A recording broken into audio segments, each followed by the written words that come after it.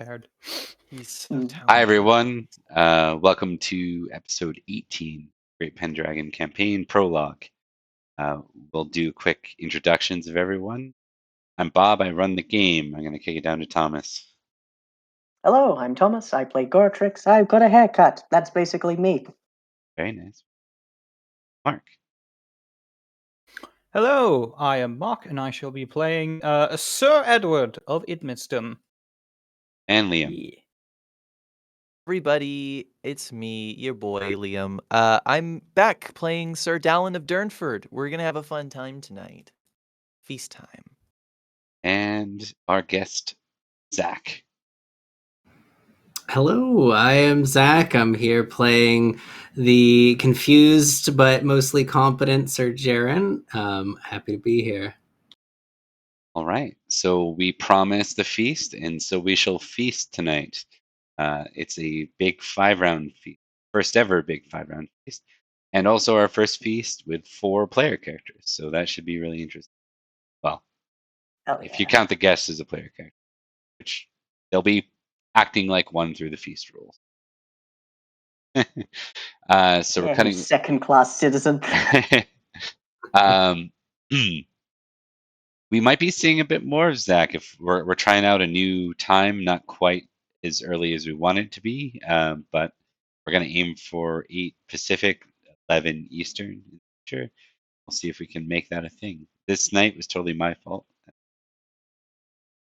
All right, let's go ahead and get into the details of what is the feast. Oh, that's loud music. One second. All right, I think that's good. Just like slightly less. There we go. Okay. Can everyone see the feast map? You all good? Players? Yeah. Yes. Yes, I can. Yes. Right. And then I'll let the folks over here see the feast map. All right. All right, so we're kicking into a 5-round feast here. We've got our folks up here. We're going to figure out where they're seated. But before that, I want to announce a couple things. We got all the folks from the journey down here. We got the royal court here. We got someone we totally don't know over here. And there are other figures who will not have tokens tonight, who I will try to reference as thoroughly as possible so that we can refer to them ongoing because they may or may not be important. There's also going to be a different progress with this I'm trying out. It's a little like house rule add-on.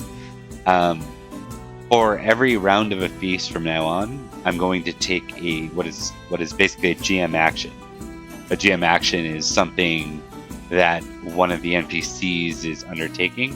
I will take 1 GM action per 2 players, rounded down. So when we only have our 3, I'll only have 1, but tonight we'll have 2. So these are things that will actually just add value to the game. They're not like there to necessarily take away from the players. They're just things that keep it closer to like an initiative round. Yeah, it's cool. There's stuff happening. It's court times. Makes sense. Exactly.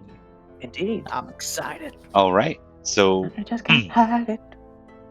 we kick off with the app roll, the appearance roll, and this is what we roll to determine whether you're seated above the salt, near the salt, below the salt, or on the floor with the squires and I'm the servants. due a fumble for this.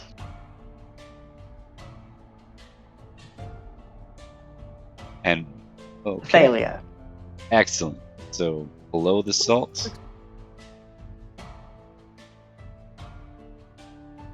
And I am getting my sheet out. Appearance. Oh, Mr. Bob, before I roll any dice, do I need to roll for major wound? Oh. Yes. Why don't we actually, why don't you make your appearance roll? We're gonna assume you're here. And then Hell yeah. Boom. That is a fumble. Okay. Again.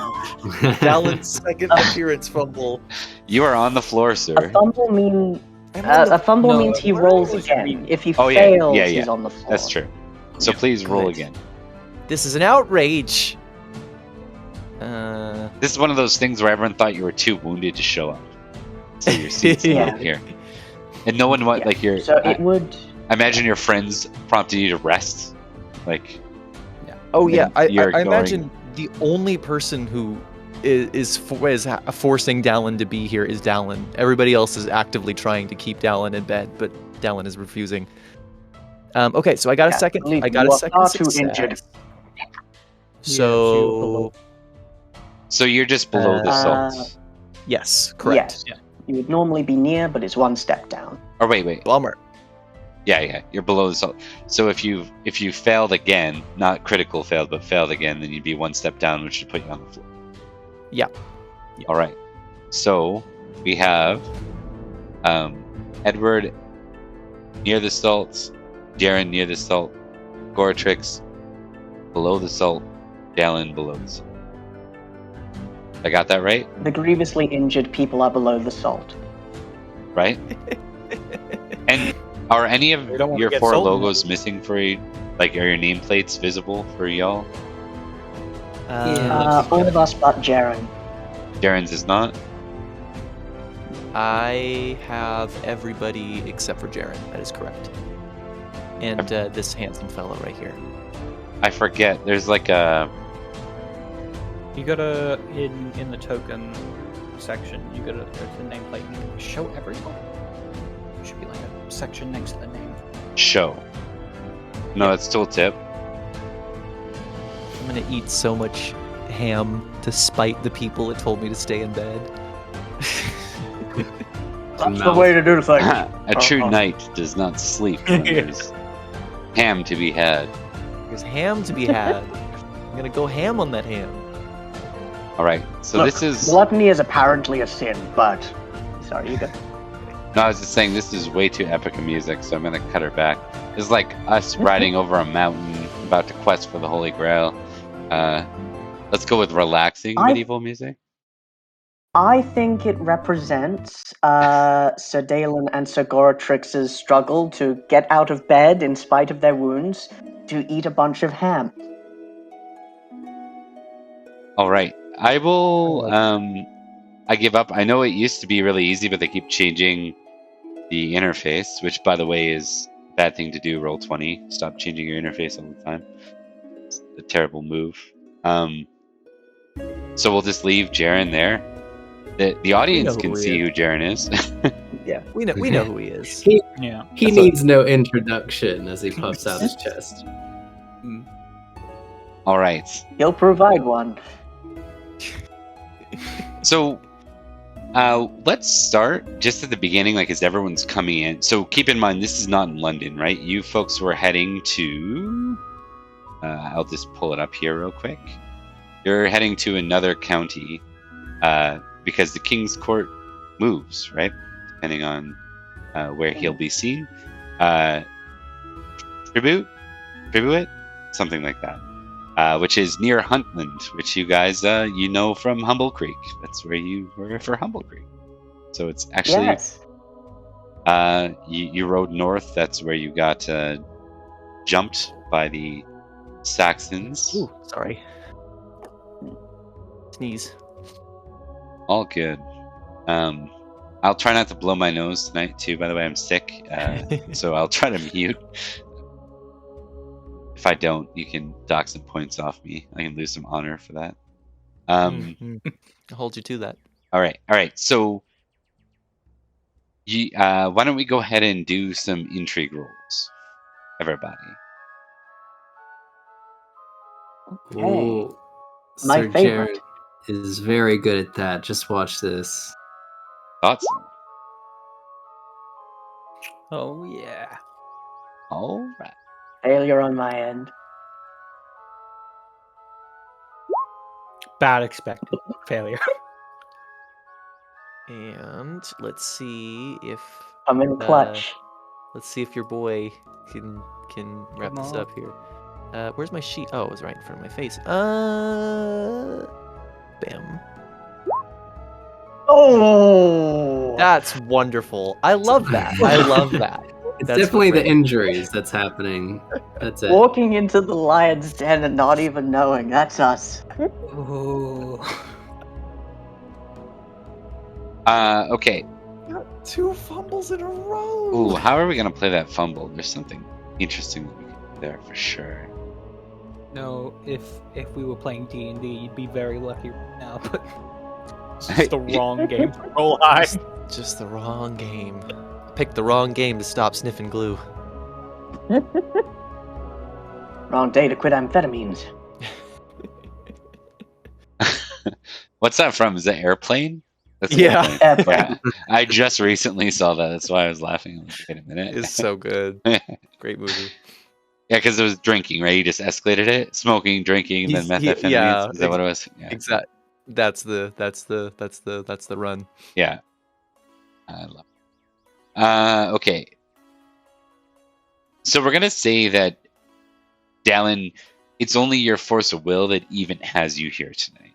That's how we're gonna play this out. And so things that Dalan would normally pick up on, you bending over, doubling over in pain, is preventing you from catching all the detail.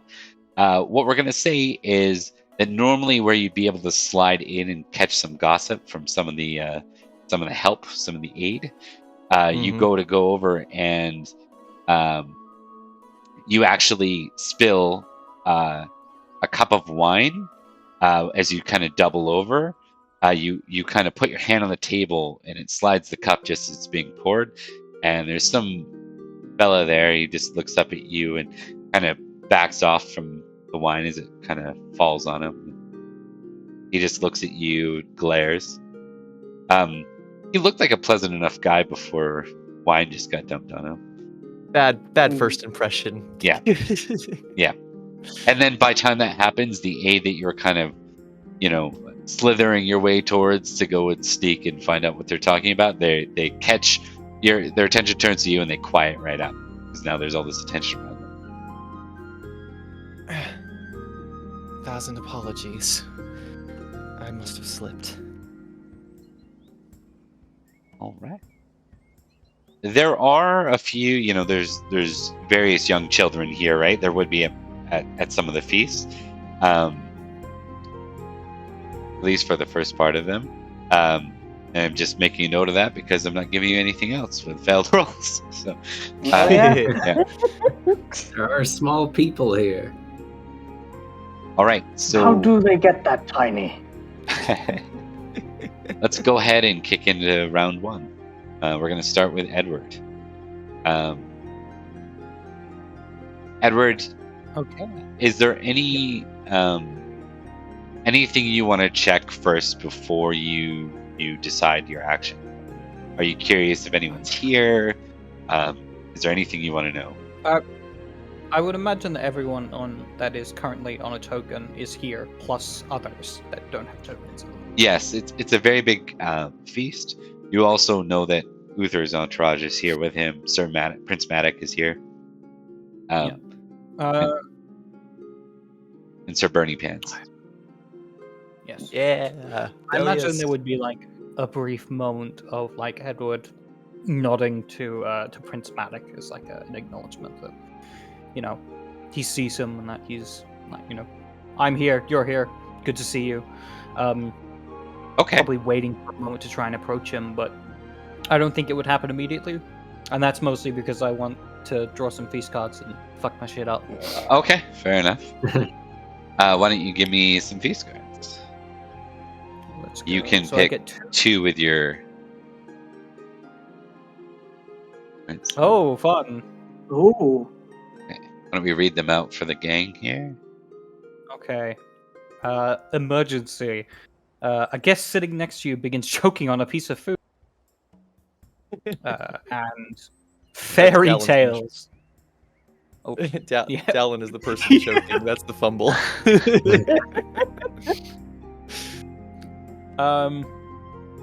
And fairy tales. Several ladies asked you to tell them something about fairies. Oh.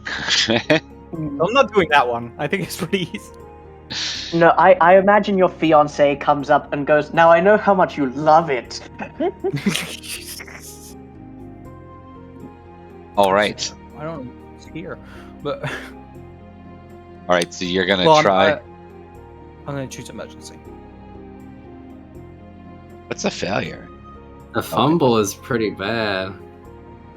Yeah, fumble's pretty bad. Failure is also pretty bad. Okay, hold on. I'm gonna let's choose who this is.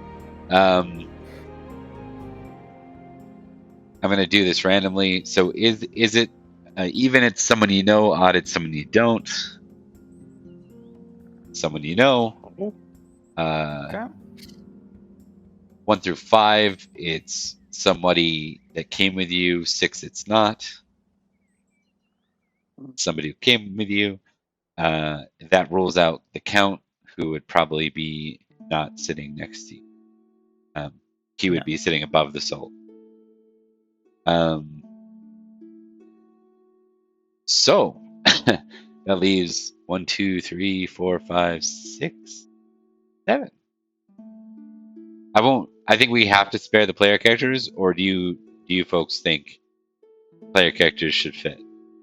I think a play character could fit. I'm fine with that. Yeah, sure. I'm fine with it too. 10. All right, so Goratrix is. What? Oh wait, continue. I was Goratrix just going to say, gain a small favor from the thankful guest as a critical success would mean a little less if it were PC. However, it's still good. Yeah, and the guest, it might still be. We can tweak that condition if it happens to be. Yeah. All right, so 8 is Goratrix, 9 is Jarren, 10 is Dalan. Okay. And then I'm going to count left to right. Sorry, lad.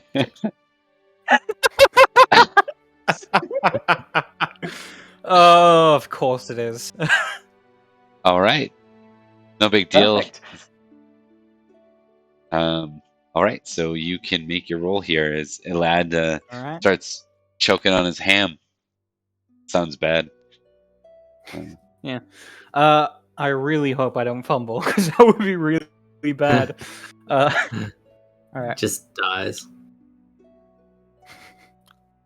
Okay, here we go. Saxon plot. He planted that ham. Okay, before I roll, there are any Saxons? No. There is actually. It's actually a piece of Saxon ham that the guy's choking on. Yeah. All right, It's Saxon green. Oh, just off a critical. God, that's a shame. Okay. So failure. Another knight assists with the choking of the feast and gets all the credit. And I lose a point of geniality. Just out of entertainment, what is Jarren's first aid? I want to see. Oh, should I can roll it. No, what is it? I'm just curious. Oh, 12. 12.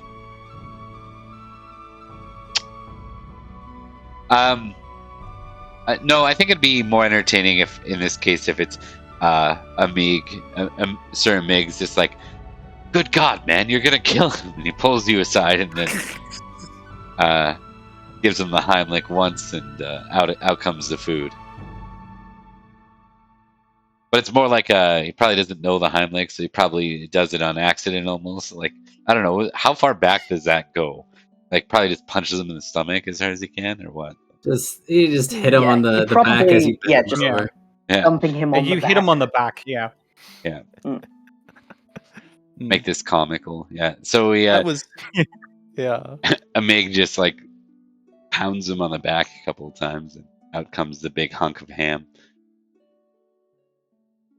Edward's off to That's his a shame. stereotypical start. That would be feast. All right. I'm keeping track of reality, so that's -1, but 1 from being near the +1, salt, yeah. so 0. breaking even. Yeah. All right, and we have Jarren's first ever action. Dun, dun, dun. You should Oh, see yeah. the cards to the side. You can go ahead and draw one. Draw just one or two? Oh, sorry. I should clarify. You can make an intrigue action. You can intrigue. You can game. You can. What was the other option? Gorge. Eating right now, though. Oh yeah, really? You can eat, or you can flirt. Right, flirting's fun. Yeah. Probably. Game as Lastly, in like rolling dice game, stuff like that. Cards, okay. Like gambling, basically. what exactly does eating do? Eating is You a check on. roll- Yeah. It's a comparison of temperance, right? Temperance and Yeah. Temperance and gluttony. And a success And let me gives you a check on temperance.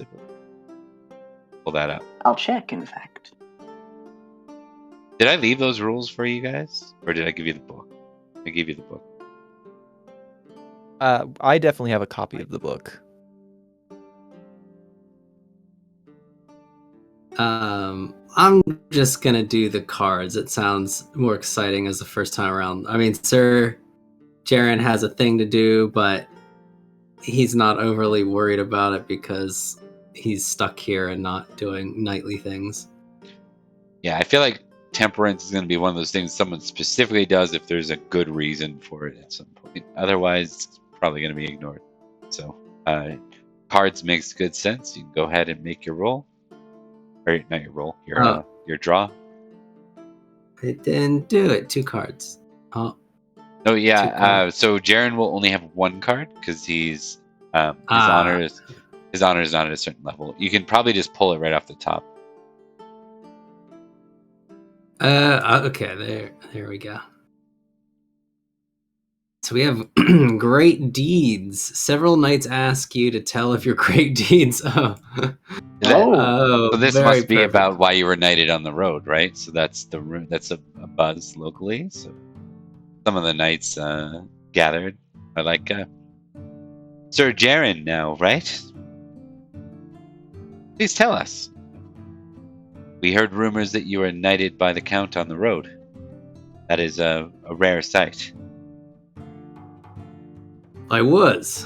And Sir Jarren puffs out his chest a little bit. He's been kind of dour at the feast, but when approached to talk about his win, he perks up quite a bit. I should probably do the roll though, right? See how it. Yeah, and I can picture like Jarren as he's talking. Alad's like choking in the background, and he has no like sight of him, and he's just going. Let me tell you. Let me tell you how I slew the Saxons. Yeah. Is this a modest roll or proud? You're testing both modesty and proud. And what happens is if both succeed, it's a higher roll. Otherwise, it's a successful roll. All right. So in this case, modesty actually wins out. Okay. So as Jarren goes into detail of fighting in the ambush, the thought of his father and how he couldn't get there to save his father kind of washes over him, and he calms down a bit and he shakes his head and says, "We still, despite my efforts, we lost many lives, many important lives. My own father.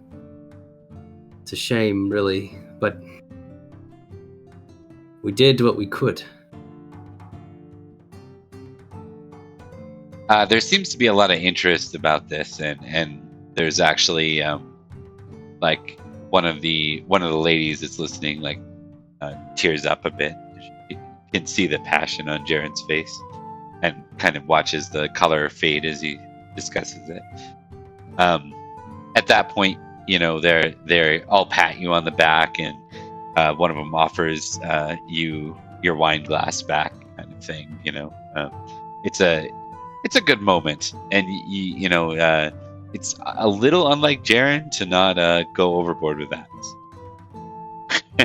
It is. But Jarren he still feels guilty, like he could have done something. So it makes sense at the same time.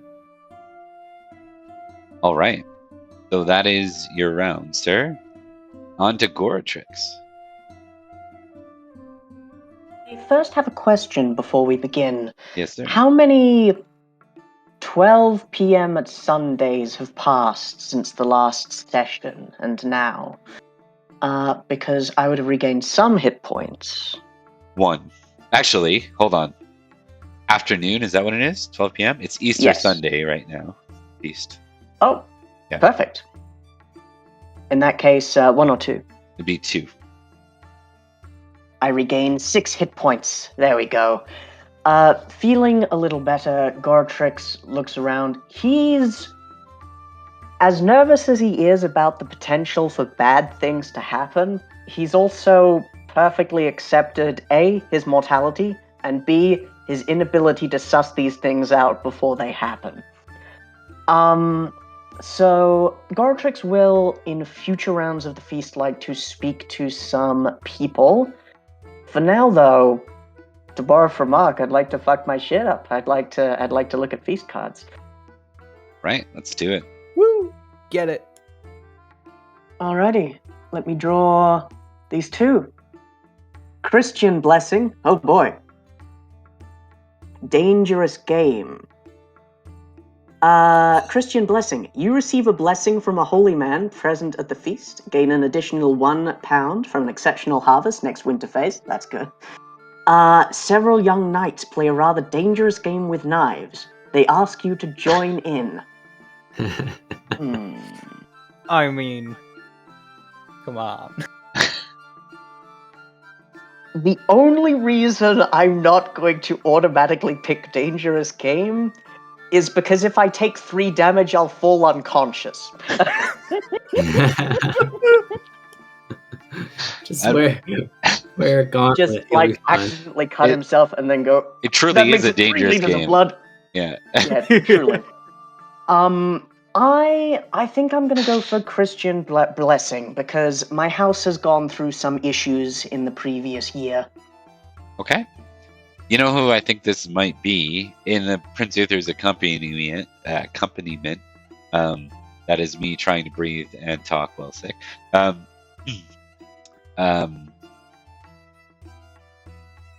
So let me just double back and make sure this is true.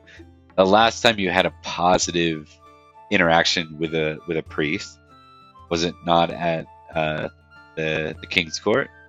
Was it not? Yes. The I gave Bishop of Londonium? Is that who it was? Or was it of Canterbury?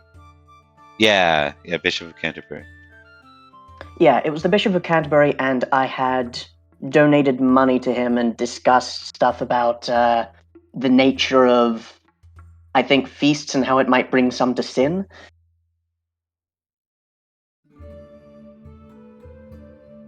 Okay, let me just check.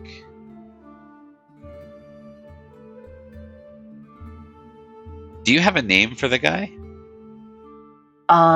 No, unfortunately. Let me look through my notes. See if you got Bishop. Yeah, I'm looking for Bishop. Bishop Quintus. Okay, hold on. Quintus. Bishop of Londonium. Got you. All right. Yeah. So he comes up to you, having spotted you from the crowd, and says, "Ah, familiar knight. Yes, Sir Goratrix." That's right. It's good that you recognize me, Your Holiness. Of course. You must forgive me. I see many knights shaped like you. Kind of motions. I'm certain. Goratrix isn't. Tell me, how have things been back home? Less than stellar. There have been many issues, what with bandits and eldritch cultists. Many horses were stolen, and well, when stables burnt, some died. My father fell, and well, I got stabbed multiple times, but that's a travel thing. I see. It's hard times around all these lands. And of your homeland, how are things? Your manor. Things are, when it comes to the barony as a whole, things are. They have been difficult, but we are hardy people, and we will endure. Difficult? How so? Well, with the recent attacks, both from enemies in and without, there have been much losses of lives. And, well, we are prepared for a long and fruitless winter. I've made sure that my people have stocked up as much as they can. One must prepare for such things. The Lord will test you, but only as far as you can bear. And with that, he raises his hand, says, I bless you, Sir Goratrix. And then he begins to recite the Father, Son, and Holy Spirit in, I think, Roman, I think they're Roman Christian. Yeah. Spiritus Sancti, and on he goes. Go ahead and give me a courtesy roll. or a knowledge Christian, one of the two. Okay. That is Or like religious. 2 for religion. That is 4 for courtesy. So I'm gonna roll courtesy. I just don't want to fumble. I'm probably gonna fail. 1 for the religion, 2 for the courtesy. Oh, And 4 to go. Tasty. These fumbles. Tasty fumble. Okay, so this can't undo the card. That would be unfair because it's a called for thing. Let me think about it. Should have gone for the Does- nice play. If it was a failure, Does I was gonna Goratrix say start, that like- you give the wrong, like you give the father, father son, then you go to the wrong shoulder or whatever, which would be no big deal. Yeah. Um, But as he probably goes like, yes, may the spirits bless us. yeah, yeah, that's perfect. So he just paused and he says, "You mean the Holy Spirit?" Of course, yes. The big one. He raises the brow and he says, "Well, I should return to my seat." Ooh, Thank you for someone's your blessing, choking over Father. there. He motions and starts to Oh. walk over in that direction. Oh dear. All right. I really ought to learn more about Christianity, but then again, I don't know much about paganism either. Dalan, it is your go. And you can go ahead and move your cards there, Tom. It's Dalan's yes. turn to do Dalan things. Okay, so Dalan has 4 rounds to accomplish 2 objectives that they have. Let me make sure that one objective is even feasible. Is Jaredith here? No. Great. Dalan has 4 rounds to accomplish 1 objective.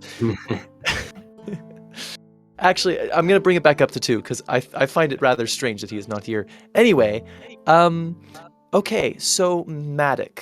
Obviously, he's sitting up pretty high. It would be somewhat difficult to speak to him. Is that correct? You can't. So you're looking for Madoc right now? I would like to look for Madoc and speak to him, yes. Okay. So this is like an intrigue, right? All right. I'm good at that, I hear. Yep. So go ahead and give me the Now this is counting as your round. You're okay with that? Yes, I am fully prepared for that Okay. to be the case. Perfect. It's a big feast, but I've got plans. That is a failure. Fuck. Our luck. Our luck is just bad. This is a Just- bad Just feast. some bad ham just pukes all over his boots. So, yeah, it wasn't a. You know, Dalan needs to be like blessed by a priest or some kind of holy person after all these curse rolls.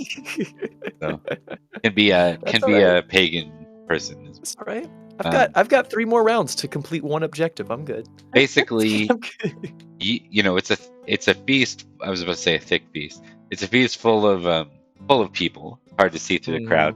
Dalan's practically doubling over with every step. Gets all the way towards the, above the salt, kind of sneaking the way toward, not sneaking, but, moving slightly towards the, towards the above the salt, but you're near the salt at this moment. You get to the front where the raised podium of above the salt would be, and then you look up, and Madoc's not there. You begin to look around for Madoc. Yeah. You can see Madoc. He's talking to somebody. It looks like they're in conversation. You haven't seen Madoc smile. He's smiling, right? Doesn't seem like him. Well, I don't want to ruin his night this round. Yeah. I'll wait till next round to do that. He's way across too. Like he's kind of like the explanation for why you don't get to him is like way across the other. Yeah. All right. Well, Hey, I will saddle in for next round. I am totally comfy. You would be healed too. Healing rate ×2. Oh, that's right. I do have. Thank you for reminding me of that. Healing rate is 3, so I'm up to 9 hit points total.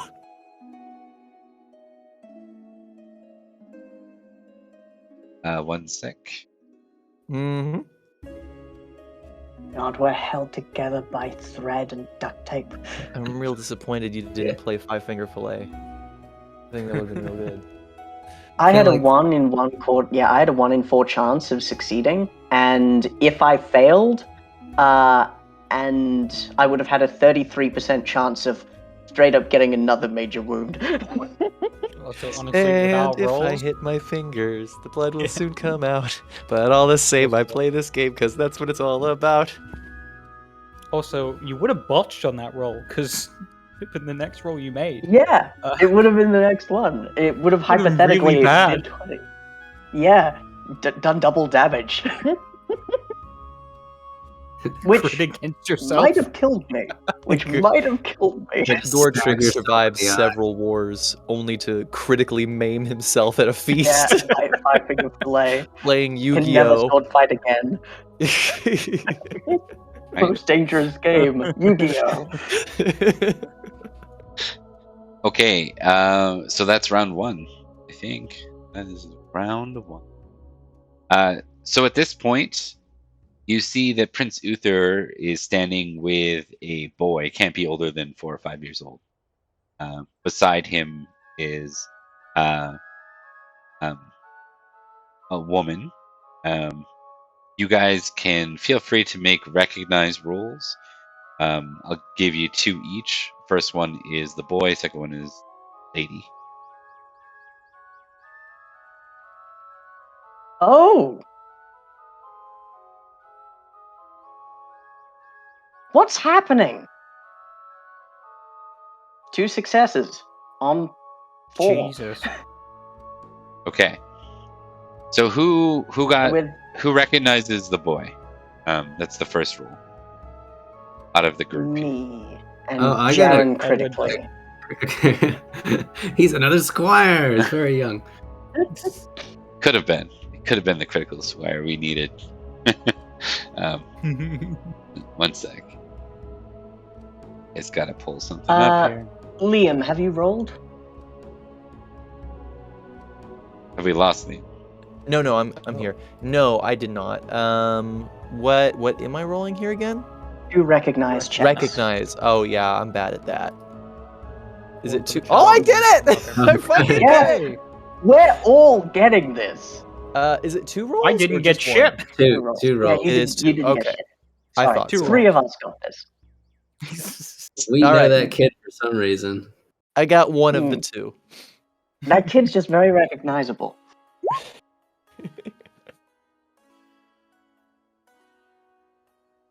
I agree, Rebecca. Mark's faces in the stream are very good. I watch it over it every once in a while. I'm like, yeah, you go, Mark, you kill it. All right. So, who just for the audience purposes, who recognizes the boy? Everyone but Edward. Everyone but Yeah. Edward. Okay. The boy is Lucius. He is the heir of the Saxon shore. Oh, It's Well, a I good guess it's thing good- that Mark didn't yeah, recognize it's a it. good Good thing Edward failed. failed. I could end this all right here. Right here, right now. Does Sir Jarren get anything on his critical squire check? On his critical recognize check. Oh, critical. Yeah. Recognize.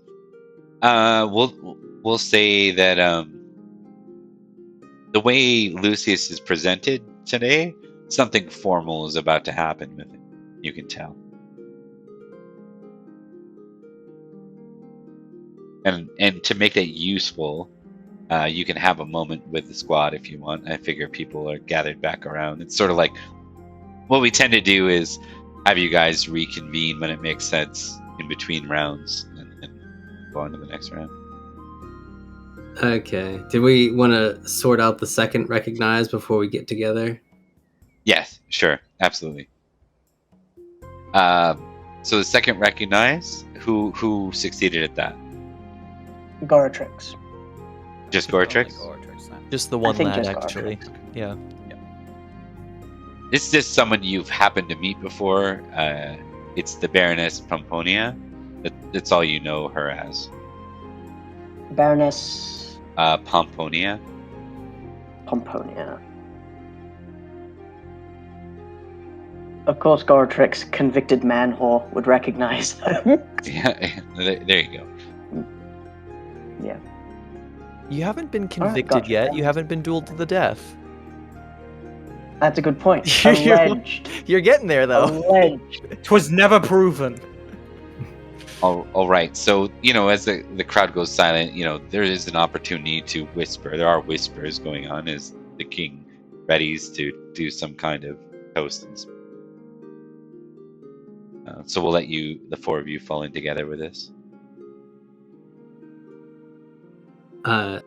Sir Jarren is kind of messing with the corner of a letter, some kind of folded paper, or I guess it would be scroll.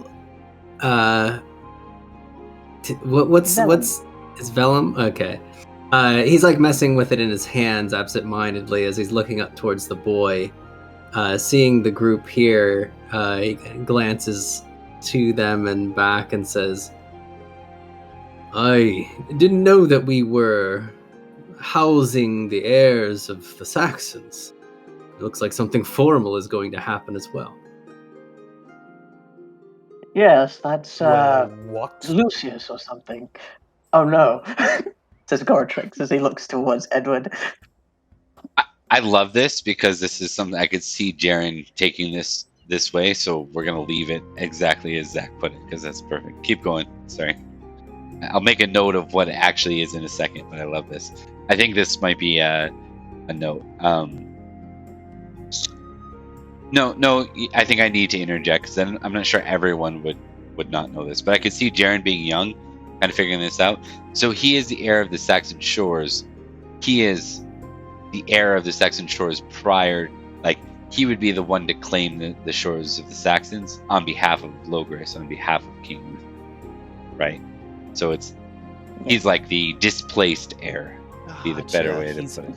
Right. I love that Jarren doesn't understand the displaced part. No. He's just a Saxon. He's just a Saxon heir. Yeah. Yeah.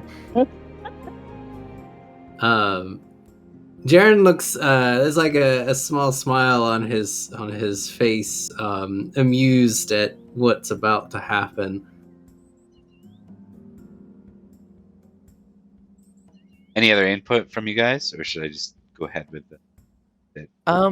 I think Dalan is present, but I think Dalan is very obviously preoccupied in their own head about other things and also in pain. Okay. So Dalan is noticing these things, but keeping quiet and for now. All right, perfect. I don't think. Oh, sorry, you go. No, go ahead. Go ahead. I don't think it means that he is the Saxon heir. That's heir of the Saxon shores, which means he could inherit something on behalf of Logris. Logris, yes. Probably. That said, I don't understand why the Baroness Pomponia is there. I've seen her before, but something important is going to happen. I thought we were going to get tried for something, and someone was going to fight me to the death, and it hasn't happened yet. It might still. Who's the Baroness? I'm unfamiliar. She is, and Goratrix will tell everything that he knows, which is not much. Huh. Yeah, Oh, she's He's the Baroness of Pomponia. yeah. That's about it. That's about all Baroness Goratrix. of Pomponia. All Yeah. Goratrix would know. Yeah. What is she Baroness of? Do we know that? It's in the name. Pomponia. Well, what's her? Oh, that's not her name. I thought Poponia might be her name. Well, where's No, that's Poponia? Oh, North In Logris. Clearly, we've gone over this. All right. Well, perhaps there is some. Is she to be married to someone?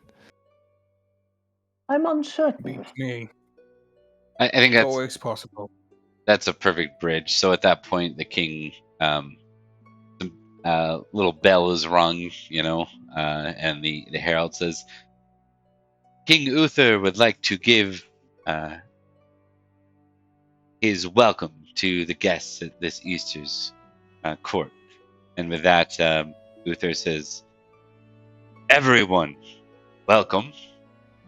I know you've come from afar, some of you. Tonight we celebrate a great many things. Among them, I have an announcement to make.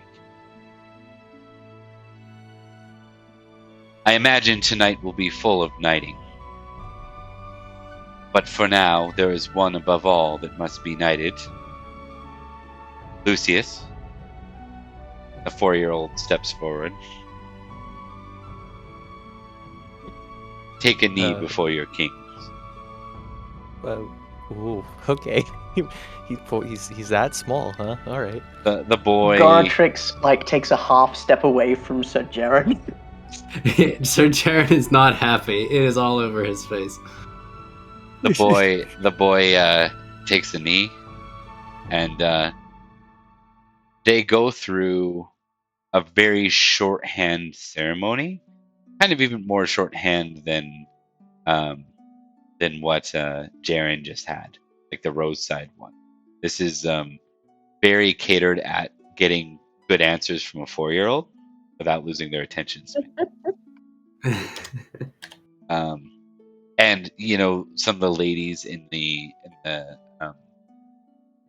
older ladies, especially in the crowd, like gasp whenever the kid speaks because it's kind of. And at that point, Uther moves like he is to backhand the boy, but just kind of lightly taps him on the cheek, and the boy makes the play at moving his cheek to the side, almost orchestrated. And he says, "Let that be the last time that an enemy or that another strikes you without due recourse," which is part of the normal ceremony, but would often involve a very hard striking of your face, right? So definitely some pomp in that as well. And he says, "Rise, Sir Lucius." Lucius rises to his feet. He says, "I have now knighted Lucius of Saxon Shores. He is now Duke of the Saxon Shores. He will claim his rightful heirdom. I have but one more announcement. He will also be wedding the Baroness Pomponia. But he's Called so it. small. At this point, Edward just goes, "Oh, I see what's going on." Yes, that's what I thought might be happening.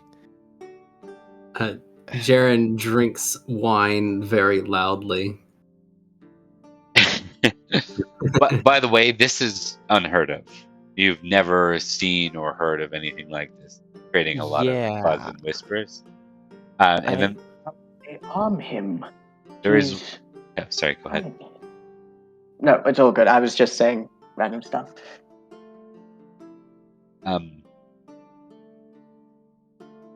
The Baroness says, "I thank you, my king, and with this, I would like to announce that Sir Marvis de Revel, he will be named as the boy's protector till he is of age."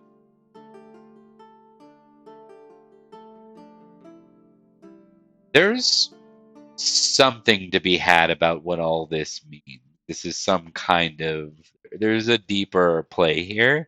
It's not clear, but there's a deeper play. And, Is it noticeable enough to prompt, say, an intrigue check? Not without an action. Not without All one right, of your well, rounds. We'll see how Mission Prime goes, and then maybe I'll be interested in the current events. Okay, yeah. So that was move 1 by me. Move 2 is you because you were focused, Dalan, on Madoc. We'll say it's just specifically you notice this. Sure. No, you're with the crowd, so I'll give you, Yeah. if you want to call anyone else's attention. You see Madoc, and that is with a woman, a lady of some sort. Though you only see the back of her head, so you're not able to really identify her. And the two seem to be walking away from the crowd, kind of edging towards the far corner of the room. Yeah, Dalan will kind of elbow Goratrix and just kind of like, look at our lad. Oh, the dog! Good on him. Who is that? I'm not sure. I intend to find out. And at this point, you do see her turn. They kind of turn towards each other. I'm going to give anyone that would have had reason to look when Dalan draws that attention recognize roll in that direction. Is this pointed out to Edward or just to Goratrix? Dalan specifically pointed it out to Edward or to Goratrix, but Goratrix might have been talking loud enough to draw Edward's Yeah, attention. Goratrix isn't soft, yeah, with his wording, yeah, or anything involved. So No, yeah, he's loud and proud, Edward will have a look then. as expected. Failure for me. Jarren is busy staring a hole at the back of this kid's head. As he's Never drinking before have you wine. been more jealous of a 4-year-old. yeah, that's a very fair response. So yeah, none of you are able to recognize her, though she does look familiar. It's the other twin.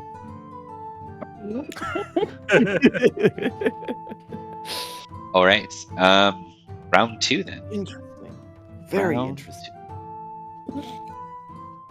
So everyone's still where they were previously. We're going to start with Edward. Alright. Edward is going around attempting to achieve something when something happens. I'm going to draw some feast cards again. Thomas, can Glorious. you do me a quick favor? Can you What check do you mean? there? I believe there's a bonus for geniality where it applies to your rolls. Let me see.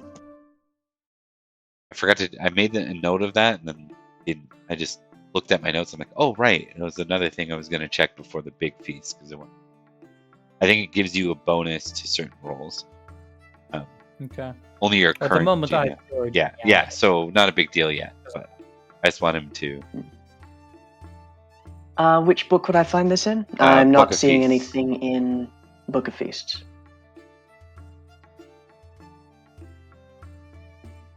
Alright, now I've drawn 2 cards. I have drawn Lady in Distress. You notice a lady trying to avoid an amorous knight. And Sage Advice. The host seeks your counsel about some problems with another knight or... Neither of these are great. Yeah. Yeah, is Edward capable at intrigue or courtesy, or are those both low for him? No. Courtesy is 5, intrigue is... Neither are great. Okay.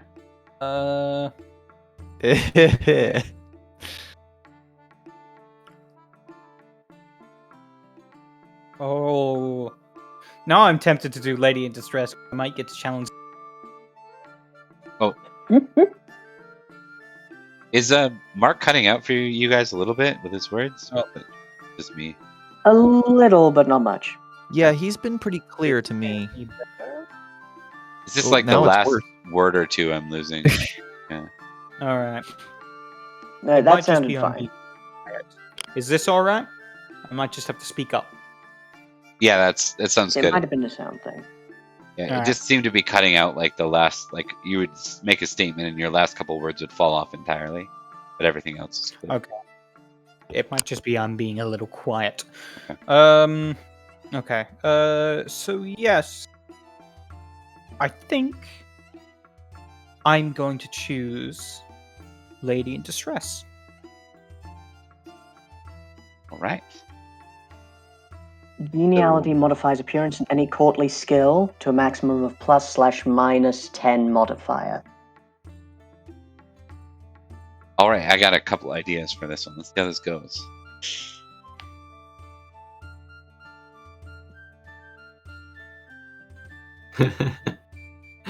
Here's the duel. Duel's coming. Alright. Here it comes. Let's I believe in you. go. I believe in you. Success! Go! Woo! Yeah, Yeah. so Sir Edward with the assist. Yeah. Would this happen to be Lady Ira? Lady who? Ira, his the person who liked his cynicism. Oh, yes, there. yes. I don't think- His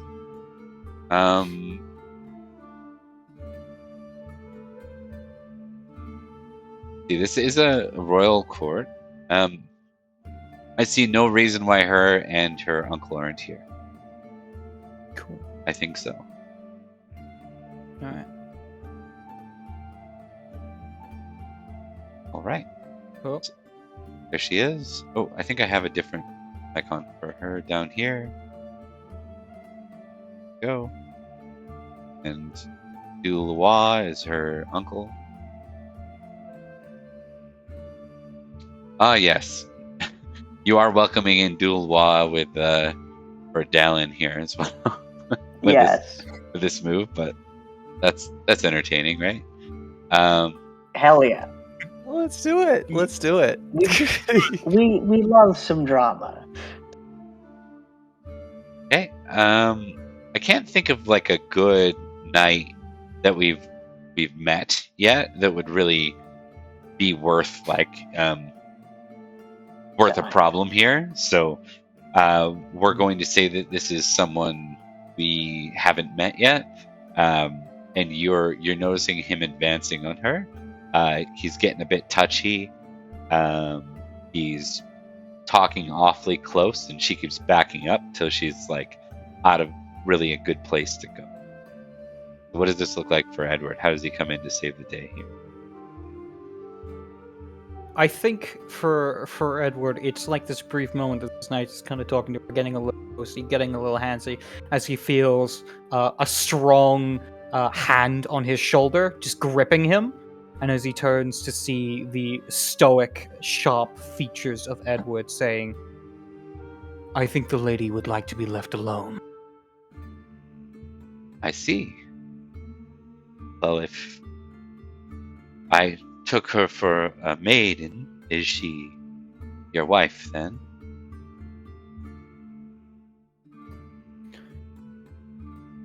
She is someone who I care for quite a lot. So I would suggest you move on. Perhaps get yourself another drink. All right, and then I'm going to give you where they're from. They're from, where is it? Ascalon. They're from? A new blood feud has begun. Yes. Not blood feud, but All the enemies. Oh man, can't we at least finish the first one?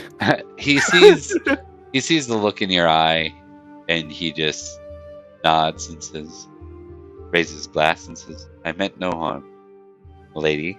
And he kind of gives a long eye on her and purposely doesn't look at Edward, kind of slights him and then turns. And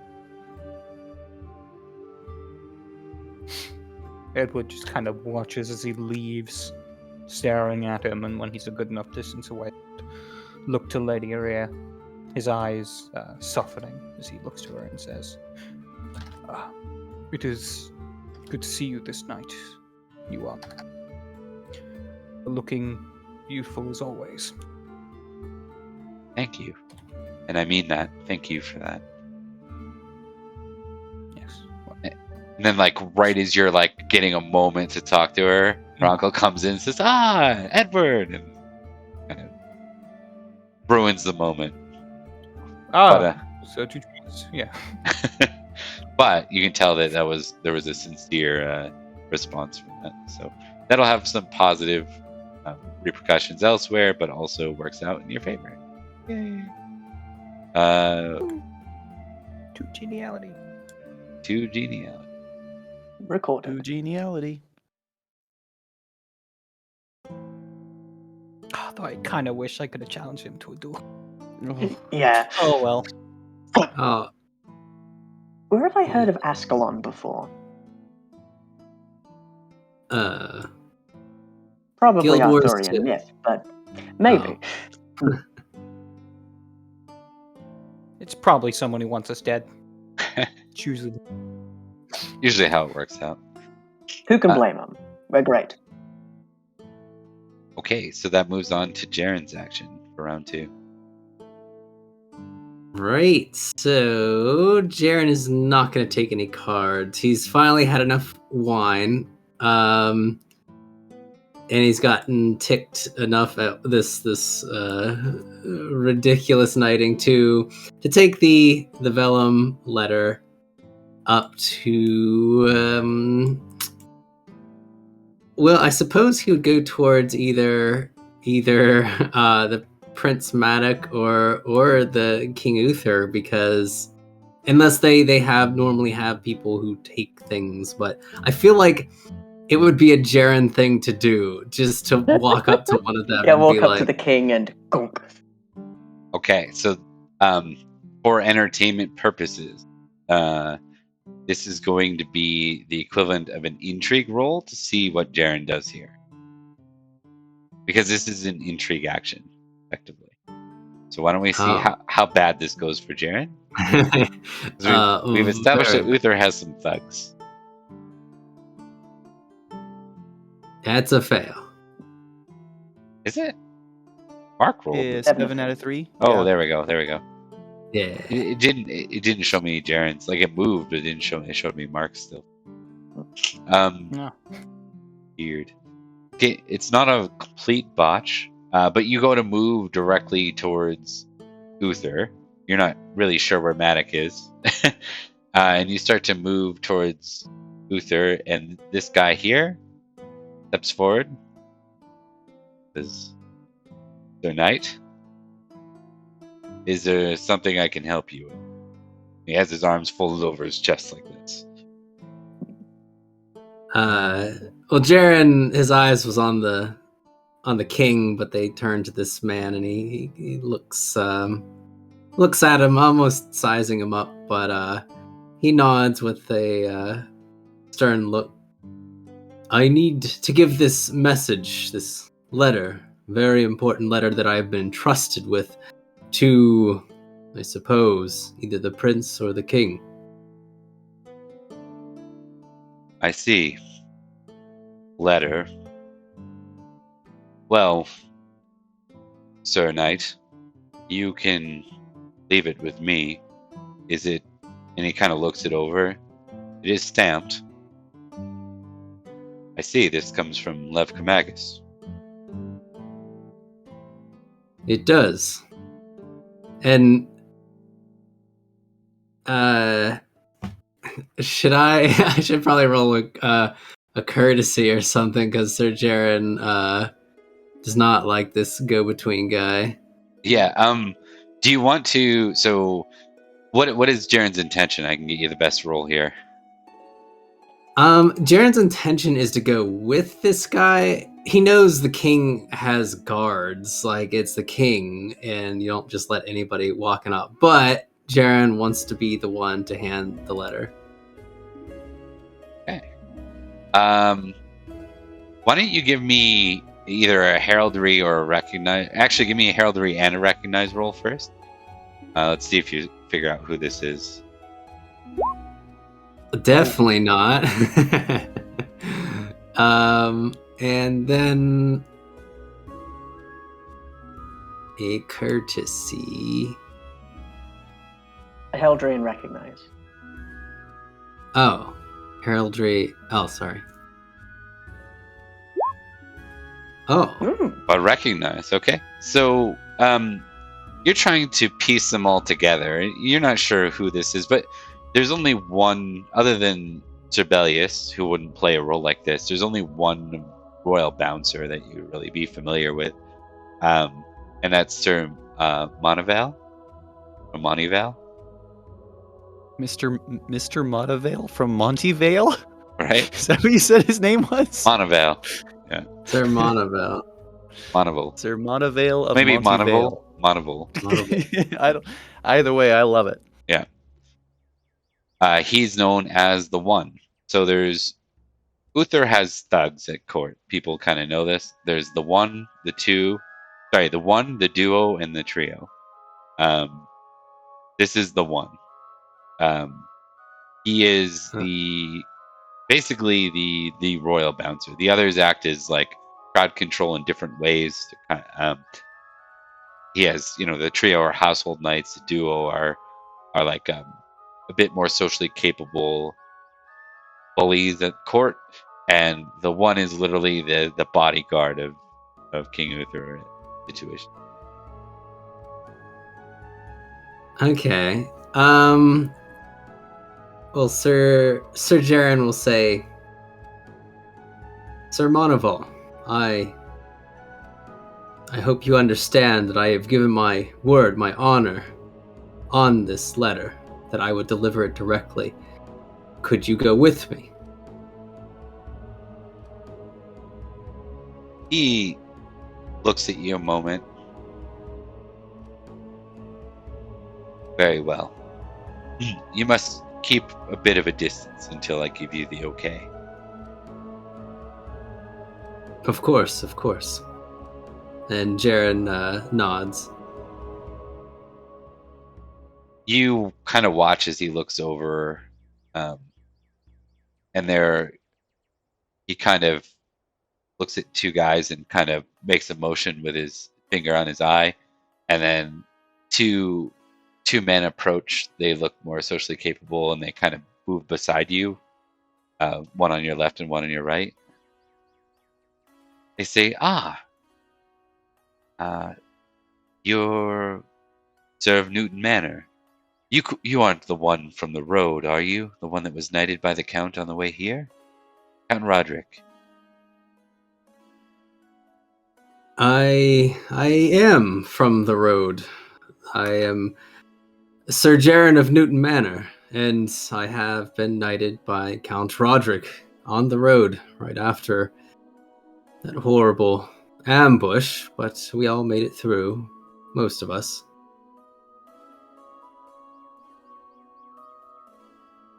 I see. Well, It shouldn't be too long here. Sir Monaville is just checking with the king that it's the appropriate time. For now, we can keep you company. I am Sir Minodos. It is good to meet you, Sir Minodos. And beside him, an almost identical figure says, and I am Sir Minodalis. Sir Minodus and Sir Minodalis? Minodalis, yeah. Minodos and Minodalis. And they look nearly identical. Were their parents sadists? Could be. Jarren looks between the two of them, and there's a slight smile on his face, and he says, "Twins, then?" You have that right. You might have heard of the duo. That is our nickname, I suppose, by those that don't know us personally.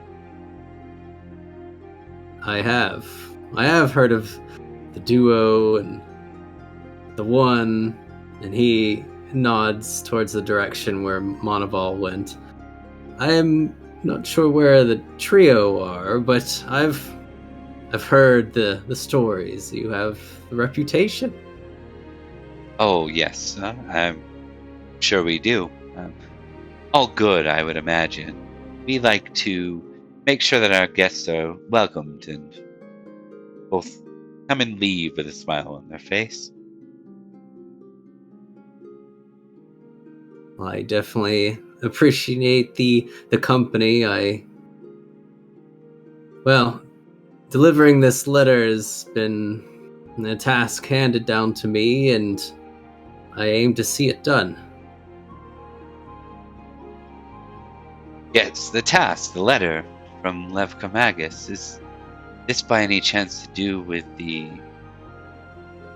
terrible rumors we hear out of Huntland County? Humble Creek Manor, I believe it is. They seem really interested in this, almost like you can see them sitting down with some popcorn, like they're very interested in this gossip. Yeah, is there... I don't know if there's like a role that would fit this, but like whether or not he would start spilling the tea. Right? It can be your choice. If you want to make like a contested role, it would probably be like you could use courtesy, for example, to try and etiquette your way around it, right? Or you could, if you're just testing to see whether or not Jarren would do it, you could do honesty versus, what is it, deceit? Is that what it is? Honesty versus... Yeah, honest and deceitful, or Deceitful, prudent and yeah. reckless, for a different... different playing, yeah. Yeah, he's usually reckless regarding himself, however. I think courtesy might be the one. So let me just see. Oh, good. This doesn't matter, because it still would have failed. But you would probably have a +1 to this, because of geniality. So on Mark's roll, for example, is it what roles is that? Is it just courtesy and intrigue, or is it everything? Appearance and courtly skills. Okay, so courtesy, basically a lot of the things you'll be tested that are courtly skills. So intrigue and courtesy are the two. There are probably a couple others. Okay. So Sir Jarren, he notices them being very interested, but he says, "I hope you'll keep these words to yourself before the king decides how to go about this. It is quite delicate, but you are correct. It is regarding the Lord of Humble Creek and the man he has accused. A duel is supposed to happen over the impregnation of a daughter. It is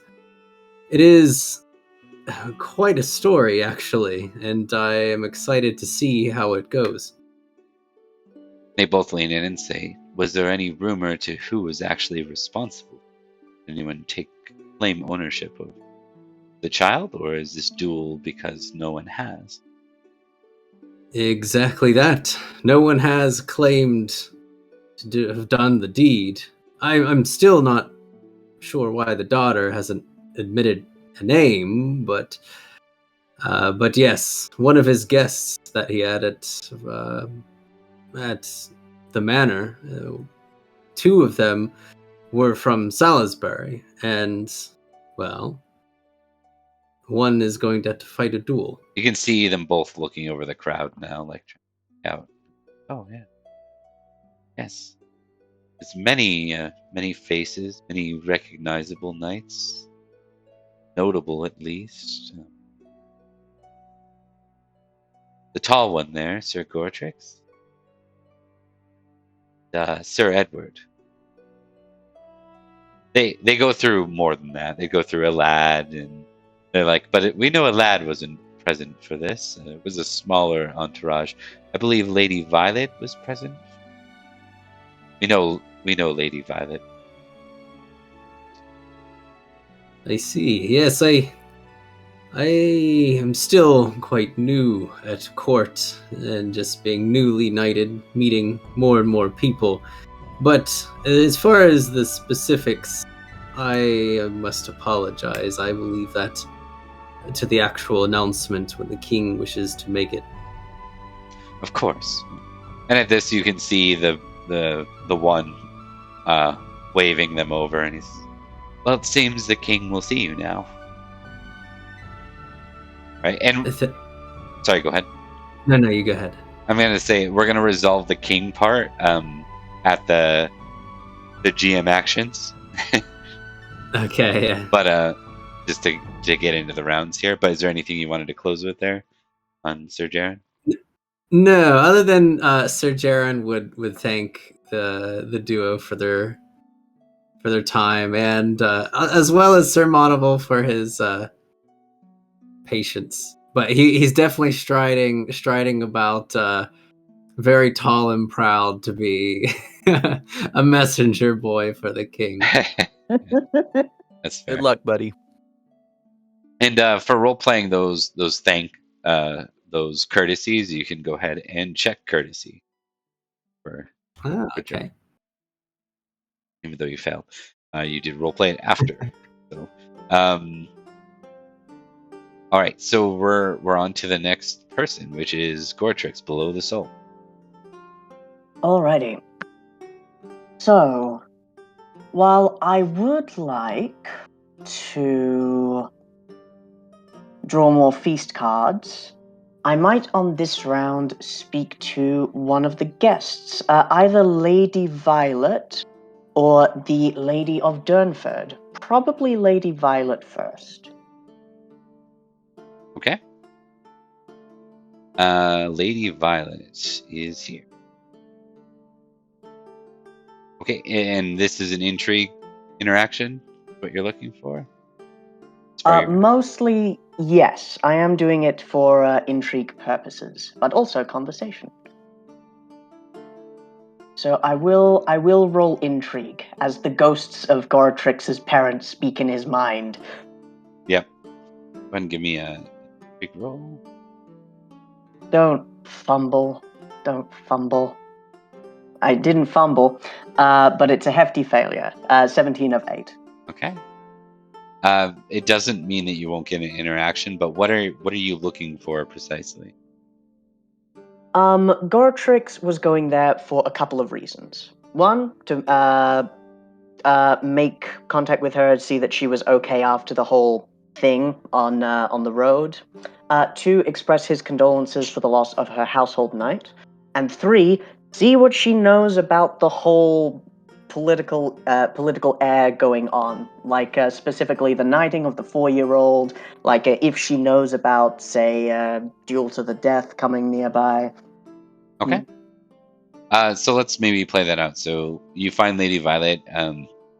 She's sitting and talking to Sir Amig, and then Sir Amig falls off, nods to you, and walks off. Lady Violet, it's good to see you again. We didn't get a chance to talk much on the road. No, we haven't. Don't know if I properly had the chance to thank you for saving me back in Humble Creek Manor. It was my duty, and I was happy to do so. It was unfortunate that I was glad as I was, but time was of the essence.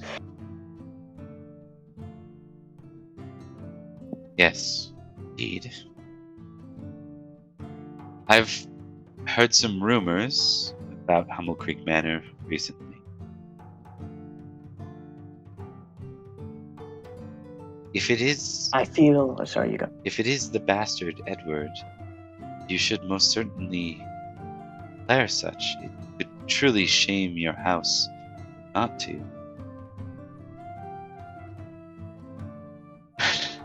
It is of no fault of Edward's, he will say, and he'll just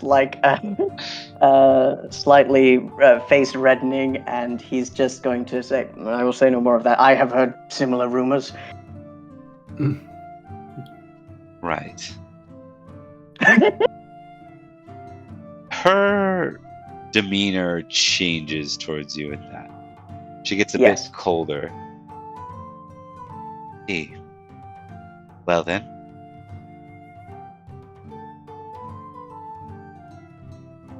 What can I help you with? I wanted to ask if you were all right.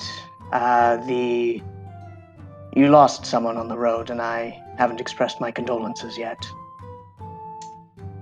He was a loyal subject. He will be missed. But I am a lady and he a knight. He served his duty, both my house and our land. The god, of course. Indeed. Oh, yeah, speaking of which, I'll have to speak to the bishop again. But that is besides the point. Have you heard any more rumors about Humble Creek? No, not yet. Hmm. Though I am curious what's going on over there. She motions towards the two that seem to be standing with Sir Jarren. Yes, the two. I don't like them. Never have ever since they started burning down villages. Oh, no. Oh, yes. That is the three you're referring to. The two, their tools are right here in the court. Got you. Well, there were only two at the time, so I might have gotten them confused. Right, In that case, that's okay. I noticed they looked a little smaller. Indeed. But yes, Sir Jarren is a messenger for a different court, I believe, a duel to the death might be happening. We'll see what happens. Yes, I heard about the gathering in Lovecamagus, was it? The Count is keeping a watchful eye. He would truly wish that no shame fall upon Salisbury nobles. That indeed is the same goal of the House of Winterbourne Stoke, and indeed Idmiston. We'll see what happens either way. She tips her glass to you, and then she kind of moves past you almost coldly, like there's a very big shift in that there. Oh, yeah. And you, sir, can tick honesty. As you just Very ruined your much chances with Lady Violet currently. Don't worry. I'm totally fine with that. That's good. That is very much in character with Goratrix. Yeah. Oh, I guess you have to marry. I guess you have to marry Dalan now. Only choice. Hey, we'll see.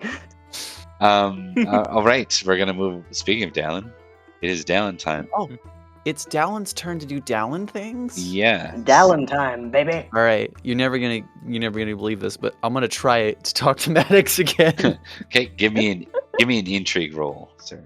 All right, let's hope I don't fail on the thing I have really good in. Hey, there you go. There you yes. go. One off a crit. Very nearly a critical. You find Madoc. You're slow to get over there with your hobbling that you do. As you approach, you see Sir Madoc is actually continuing away from you, and I'm assuming you would pursue, but carefully, right? As not to interrupt, sort of thing. Dalan's pretty sure they know what's going on. They don't want to ruin his conversation, but it is something that's kind of important. So, gotta get as close as possible without being intrusive. Maybe over here a little bit if it's possible to do so without being impolite. Go ahead and give me a recognize roll. Do you have any geniality? I don't think so. Thomas, I think no. Yeah, Dalan's got none. You'll still have the recognize roll at +1. It says here. +1. I actually managed to get it. Holy there you shit! Go. Hell yeah! All right. So you continue to follow. You notice that they're both seeing. Right as you get close to Madoc, he says, "If you'll excuse me, I must depart." And he looks to one of the three that's standing with him. And he nods. Madoc walks out, and maybe 30 seconds later, the lady, who you recognize as, just pull up her name here because there's so many names. Lady Rhianeth. Rhianeth. Thank you, Thomas. You're so good. Thank you. I hope I'm spelling it right. I personally just need it phonetically. Yeah, Rhianeth. Rhianeth. So, basically, sorry,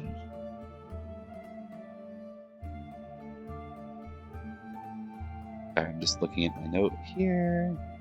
Yeah, okay. All good. Go ahead and give me an awareness roll. An awareness roll. My family's good at that.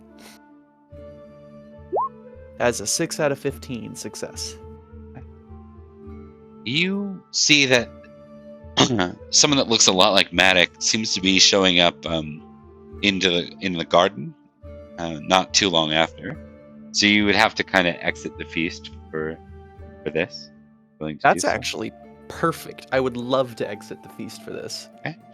You see that both Madoc and Lady Rhianeth have rejoined in the garden, but you did have a recognize roll that was successful, and that's really good because you know that Lady Rhianeth is not single. What? Yeah. She's a lady. Oh. Her hand belongs to Sir Martinus. Oh no. Oh, fuck. Scandalous. Get out your phone and start filming. That's the problem. Dalan's smart enough to recognize that this is really good dirt on him, but Really good fuck. dirt. You can't use it because you're a good person. It's the perfect blackmail. It's really good. Fuck. All right. This is why you need a member of Winterborn Stoke who isn't Goratrix on your side, so he can do exactly this. So to add some drama here, the two have definitely come close together, and the two are exchanging very flirtatious they phrases met in back and secret forth. in the gardens. They don't need to be getting close for me to understand what's going on exactly. here. Yeah. Oh, all right. Well, fuck. Dalan's out. I mean, Dalan's got what they need, and also they're gonna wait for Madoc to be done. But I will see since Dalan got such good intrigue on this. I think Dalan will purposefully try to position themselves in a place where Madoc cannot avoid but meet with them on their way back in. So I'll give you one other piece because you did succeed at the recognize roll. She has a bit of a reputation of being a notorious. Is that so? My God, Madoc is just basically falling into the same pit. Yeah. Oh, He buddy, really is this- Uther's son. This is gonna go so bad for you, but I can't give you advice because then it's just like Legends of Five Rings. If I mention that I overheard you, I was eavesdropping, right? Like. Okay. All right. Yeah, and so Dalan will wait for Madoc to come back in. And are you eavesdropping though on the conversation? There's no stealth roll here. You're successful if you want to be. I just choose. Fuck. I feel like I should. Oh. I feel like I should test something. Let's That's possible. maybe you may be honest and deceitful, or Sure. trusting or suspicious. What do you think? Either works. I think this is a player called one, so you tell me what makes more sense to you and why. Good with Let's that. do trusting and suspicious because I'm more likely to get suspicious, and I want to hear the details. Okay. All right, let's do it. All right, that is a success on trusting, and a higher success on suspicious. Oh boy. You're like, I really do trust Madoc to make the right decision. But just in case he doesn't, I should probably know He'll more. need to have somebody who understands the situation in his corner. Yeah, exactly. But that lady though, Trust Madoc. Don't trust her. Kids who are wrong. All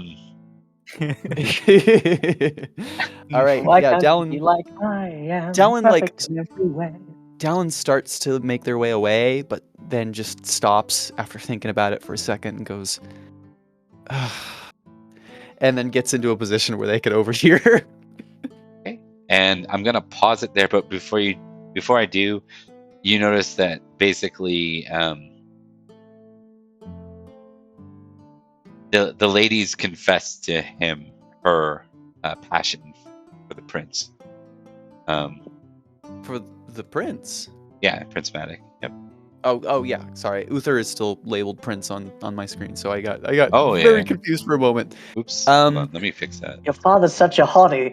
I really like your dad. Dude, I needed to pull you into this secret meeting to tell you your dad is a hottie. He's Go so Go good. ahead. That I would have be your if permission. that would be if Madoc failed his flirt roll, right? Oh man. Okay. Yeah. Boy, this is. Yeah. Oh boy. And Madoc is about as skilled as you would guess he is at courtly stuff, so he's kind of a bit dumb in his response here. He's kind of letting it happen. He's but- young. Yeah. He's so Thanks. young. Oh fuck. I Okay. can't. He's a higher rank than me too, so I can't even pull his ass out of the fire. Fuck.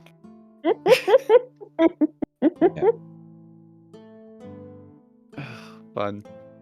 Just stand behind the lady and start doing charades, trying to help him with the flirting. just go. No, I So- want him to bomb. I don't want him to do well. Yeah, and it's kind of getting worse. You see the Prince Madoc at first is mostly surprise that comes over. So this is going to be known as the Feast of Chaos, I think, in the long run. But Yeah, Yeah. lots so of many things moving going parts. down. Yeah. Many things happen at once. So at the end, so it's now GM moves. You can tick intrigue because you succeeded at intrigue as your action, right? It was your feast action was Oh. intrigue, so you get that That's automatic. correct. Oh, I forgot that was a thing. All right, Yeah. right on. Intrigue. Tick. All right. All right, so GM moves. So we're gonna go back to Zach here with the king. King Uther. King Uther sees Jarren, and the one and the duo stand beside him. Sir Jarren, Noonbore Manor, I hear. Salisbury, I heard what you did on the road there. Hear you had quite the sword arm on you. And Jarren's chest puffs up a little bit. Thank you, my liege. I did as much as I could in the time that I got there. You did all that could be expected of a knight, or a squire as you were. I can see now that the Count did the right thing raising you so swiftly. It was not only a proper tactical move, make sure he had enough armed knights on the road, but also a wise one. Make a good knight for this round. And much to Jarren's, it kind of pops out before Jarren can think. He says, "Swiftly, yes, I'm thankful for your confidence, my liege. I hope to serve well in the future."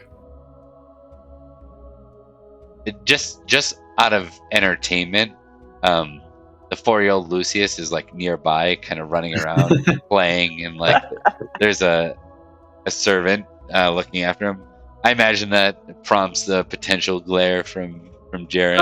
Oh yeah, Jarren can't help it. Like he sees the kid running around like with a ball or something, chasing the ball, and he's just that word "swiftly" comes back to his mind and it's just stuck there. Yeah. But my king, I have this letter. It's been entrusted to me. And Oh, right, the letter. Yes. He looks it over. Lev Kamagus. Yes. Yes. He looks frustrated. I'll give you that. He wears it on his face. There's no hiding it. You know, it's one thing to lose a knight over proper battle. To lose one in a duel over some nonsense. You see the prince there. Where is the prince, actually? Confused a moment. Never mind. You've heard of Prince Madoc, have you not? My boy. Of course, my liege. Even he was my bastard. But I saw fit to honor him with my name and raise him past that station. It is a small shame, but one ought to bear. If I am to lose a knight over such nonsense, perhaps it's too bold for me to speak out loud with you about this, but disappointed to say the least. And Sir Jarren, he shakes his head a bit as he looks towards the ground and says, "My life as a knight is new. I would think any knight who has done such a thing would come forth. We are honor bound, are we not?" We are. At this point, one of the two just conveniently steps forward and says, "King Uther, if I might offer a suggestion." And with that, Uther nods. Of course. Perhaps this boy, being from Newton Manor of Salisbury, the same county where the accused remains unanswered. Well, we've have it on good rumor, perhaps, that the accused might be present. And if that is the case, perhaps we could leverage the honorable knight before us into establishing a proper account of what took place. Perhaps a statement. And Uther says, yes, of course, I know what you're saying. Find the person. Yes, I like this. Sir Jarren, do your king a proper task, if you would. see if you can find the one responsible within your retinue. The one accountable for the birthing of this, or the, what would he say? The one Jarren. responsible for the seed of this child, if it is true, in fact. Then we will bring them forward. The announcement will be made before the king's court, and all will be established. No need to lose one of my talented knights. And Jareth Jareth would have ate that alive, but Jarren, he nods and bows his head. Of course, my king. I already have a few ideas of who it could be. It will be done. he nods. All right, and then cutting back to Dalan real quick. Give me an awareness roll. Then. You can add +5 to this, Dan. Hell yes. That makes it very good for me. Bada bing. That is a 1 out of 20. Hell yeah. Okay, so Technically a success. Hell yeah. basically, the stuff with Madoc and Lady Rhiannon play out a little bit longer. He actually kind of politely protests, but she doesn't quickly stop. She continues to press her advance on him. You can hear footsteps of someone coming. You see at night moving in the direction of the garden rather swiftly. You see, well, you can make a recognize roll at +2. At this point, she has pressed her advance to the point where Madoc basically has her hands in his hands. They're like standing just face to face. That is a 13 out of 6 fail. Give on me an recognize. intrigue roll. Ooh, intrigue roll. I can guess who this is. That's a critical intrigue. Hey! Woo! You can Beautiful. tell by the frustration on his face, this is probably Sir Martinus, Lady Rhiannon's husband. He looks like he's looking for someone, and he seems to know precisely where to find her as he marches towards. Interesting. He doesn't recognize that it's the prince, and he has like a clear look of embarrassment, frustration, and rage in his eyes. Has he seen them together yet, or is he just on his way? So this is kind of happening real time. So when you first spot him and you're recognizing him, he hasn't caught them yet. Like he hasn't. And then as he's Right. moving closer, he sees them together. This look of embarrassment and rage fills his face. It's, See, so there's no opportunity for me to insert myself into that couple and play it off like I was there the whole time. What would you like to do? You are an injured Dalan, so it's possible. But you do have a critical. You do have an intrigue crit. Here's how I see it going down in my head. Dalan hears the footsteps and knows they're coming. Whoever it is, it's not good for Madoc. Okay. So Dalan would like to, as quickly as they can, step and interrupt their thing and be like, someone is coming, act like I've been here the whole time. We're just talking in private. Okay, so and I know he's gonna be upset, but it might save him some real embarrassment. You're not interrupting Sir Knight, you're interrupting Lady and the Prince, right? Correct. Okay. This is some bold choices being made here. Okay. We're gonna play that out the next round if you're okay with that. I am okay with that. Okay. This is gonna be some intrigue going on here too. Yeah. All right, so we're stepping into round 3. I'm going to propose a very brief water break. Everyone's good with that? I'm fine with that. All right, I'll see you back very shortly. All right, see you soon. All right. You also. So much rests on if Edric could have gotten a message out to go, blame the Saxons, it's the easiest way. Pretty much, Or yeah. told Goratrix to say nothing. Say nothing. I think it's funny because so many people have already put it together already. It's Yeah, not gonna take exactly. much. No. I do think it'd be funny of Jarren walking up to like fucking Edward or Goratrix and be like, "Hey, do you know which two were responsible?" And them just being like, "Gee, it's not that hard to guess." Yeah. It can't be. No. Who do you think it is?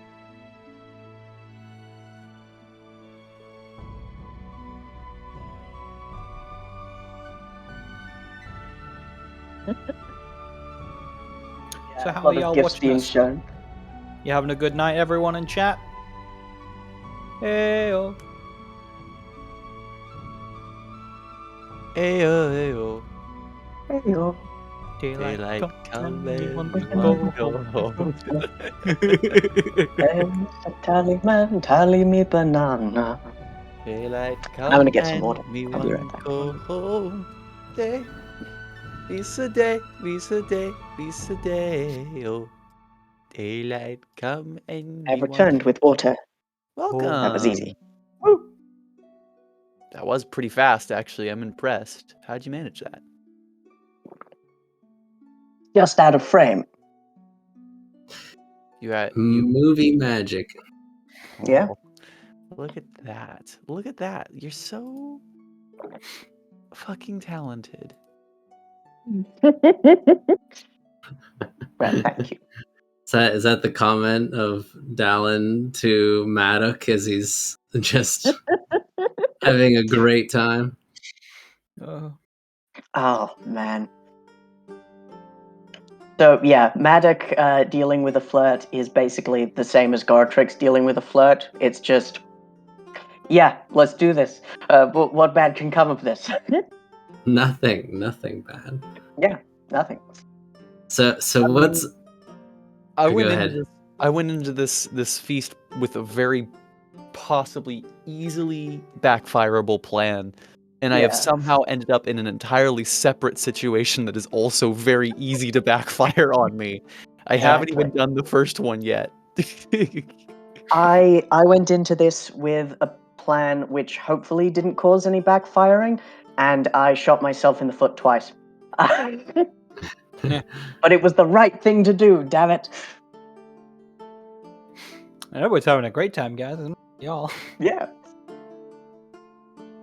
I love to imagine the perspective of the one, just seeing this person drink a lot of wine, look with murderous rage, and like come up to the king, with like something cylindrical in his hand, and he's like, "Oh no, that's problems." not problems at all. That guy doesn't look pissed at all. Well, that's not good. Better get in the way of that. Why does he have an axe? 3 axes. I don't know. It's strange. And why does he keep saying the child must die? I don't know. I assume it's philosophical in nature. The child must die for one to become a man. Yeah, No, yes. wait, no, he's stabbing Lucius. I mean, I mentioned it in the stream chat, but I just had like this vivid image of just Sir Jarren just taking a steak knife and like popping the ball for the kid as he runs Yeah. by. It just continues on with the conversation with the kid. Like Lucius just like bawling. just crying. Cry.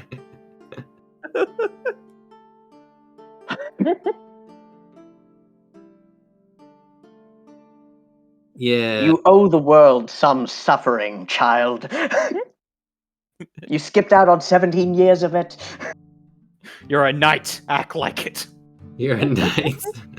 Deal with it. I think on my character on Jarren's character sheet, I'm gonna put let's see, hatred Lucius 30. Yes.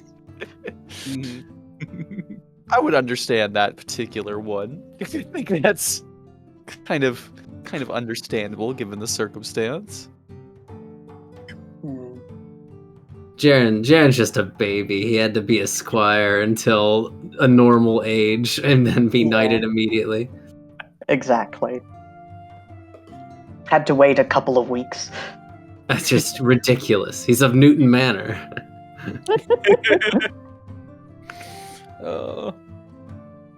Still, the best things in our favor, and by our favor I mean Goratrix, because he's gonna blab, is the fact that things were so blatantly anti-Idmiston, biased against the Idmistons because they hate think Edward it's so much. Yeah, they think it's Edward, and they hate him so much.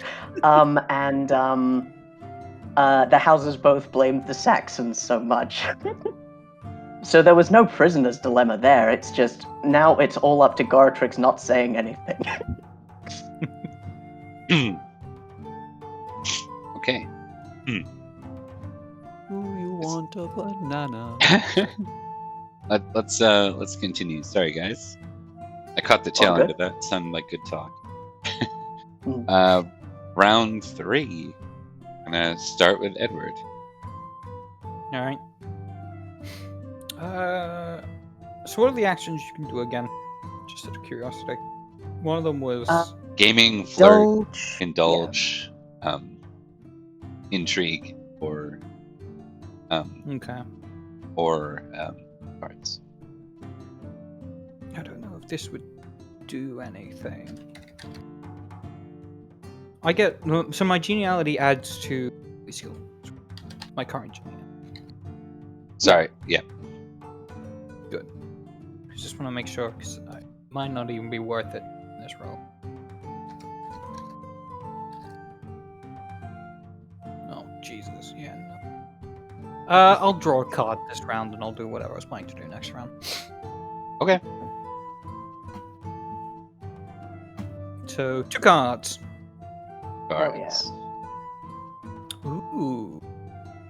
I challenge this 4-year-old to a duel to the death. Saxon, you've met your Saxon Knight. Someone has clearly not trained you properly. You're a knight and you don't even know how to hold that sword. Okay. 4-year-olds. Several knights are yeah. I've got the best weapon and more food. The best weapon is several knights are arguing about their favorite weapon. More food is another plate of fruit. The food is bought out. Maybe it's fruit, but probably just food. I'm going to choose the best weapon because, I mean, Edward is a sword master. For sure. It's just the best. Yeah. Yep. Sword master. All right. I mean, I can't fail this roll. So, yeah, let's go.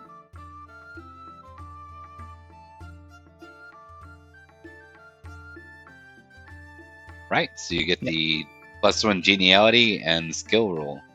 Do you want to go ahead and play this part out so it's at least entertaining for you?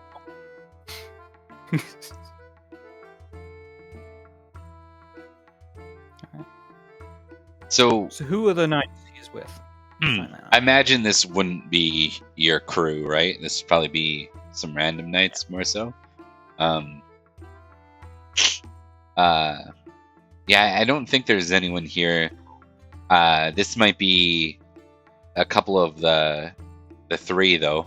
Might be here. A couple of the royal thugs are in this conversation. Yep. And one of them mentions a mace, right? The other, what's his ass here? He can be there, actually. Yeah. Blackman, right? Yeah. So Blackman, he says, I use a sword most of the time, but my favorite weapon, if given the choice, is an axe. Which you would know as a Saxon weapon, by the way, predominantly. Let me show you how good my sword is. Yes. I think during this conversation, Edward's kind of listening to all the others, and then when it's his turn to speak, he would simply say, "For me, I have always been more of a swordsman when it comes to other weaponry. Perhaps it is the simplicity. Perhaps it is the fact that I can do more than a single type of attack. Well, with an axe, you are kind of stuck to slashing and cutting into your foe. Well, with a sword, you can do that as well as pierce through. If you can manage to pierce through someone's armor, well, the armor itself becomes part of your attack, and part of the weapon. Blackwind says, but you have a shield to contend with. My axe can do away with that shield once and for all. So, Perhaps. to throw in a Pendragon piece, one thing a sword does in Pendragon that no other weapon does, just for your own awareness, is on ties you break the weapon. With this, here we go. That is true. Right up until the point where I cut the handle of your axe in half. You have a point there. I've heard this by many of the other Kibrik. I see your point. Fair enough. I have taken down many a Saxon through such methods. The sword is useful as, well, a disarming tool as much as an attacking.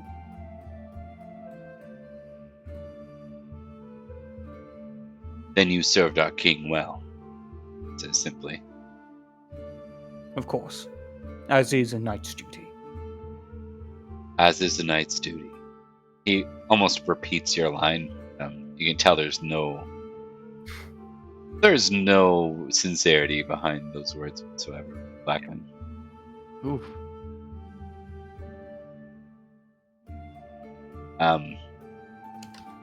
But there's also no hostility towards Edward, just to be clear. It's just cold. He's got a very cold sense of honor. The honor doesn't come with coin, doesn't mean much to him.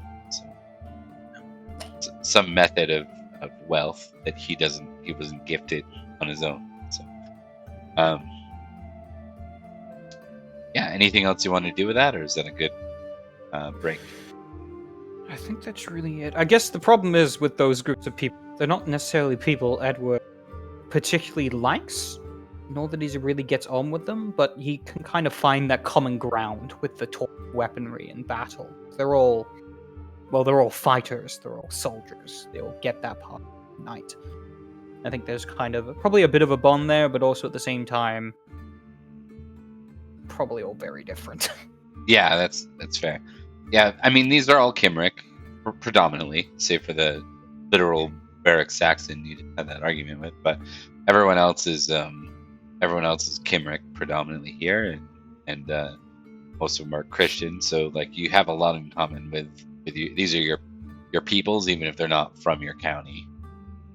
Well, again, countrymen. Maybe he's countrymen. Edward also doesn't like a lot of people. And a lot of people don't like him being a bastard. So, because it's if he wasn't a bastard, you'd be the one saying, "People, what a bunch of bastards." Idea. Probably. Yeah. Fair enough. All right. With that, we'll move on to Jarren. All right. Well, Jarren is probably going to leave the company of the king and the 1 and the 2 and the 3 and the 4 and go find 2 particular people. Okay. That because their names came up because he was actually at Lev Comagus, right? Yeah. And where like the representatives of those 2 families were, and like the names came up and everything. So he knows it's one of the 2 probably. So he's going to go find Sir Edward and Sir Goratrix.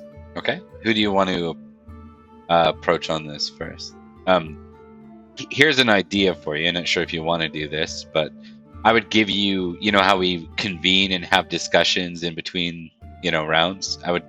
You could save the actual discussion for that and pull a card or something if you wanted to do this. Yeah. Yeah, like as an encounter on your way fine. back to them. Just to make it more entertaining for you. Yeah, let's pull a card. Because maybe there'll be some curveball that entertaining. It's Leave more the- food. More food. Yeah, like I must go see them. But But wait, first, But that roast. That No, roast you stuck bring there. food with you because it causes a roll for all of us. I just imagine him walking by, and then he sees the food come out, and just immediately turns around to Turns. follow it. It's like I haven't eaten yet. This is a feast. Oh, Okay, you so know what? Actually, let's test it. So you're testing temperate versus indulgent. So if you're like, we're gonna pose this as, Jarren was on the road like several days longer than the rest. You're friggin' hungry, and you've been busy so far. You haven't really had a proper meal yet, and most of what you had is gone.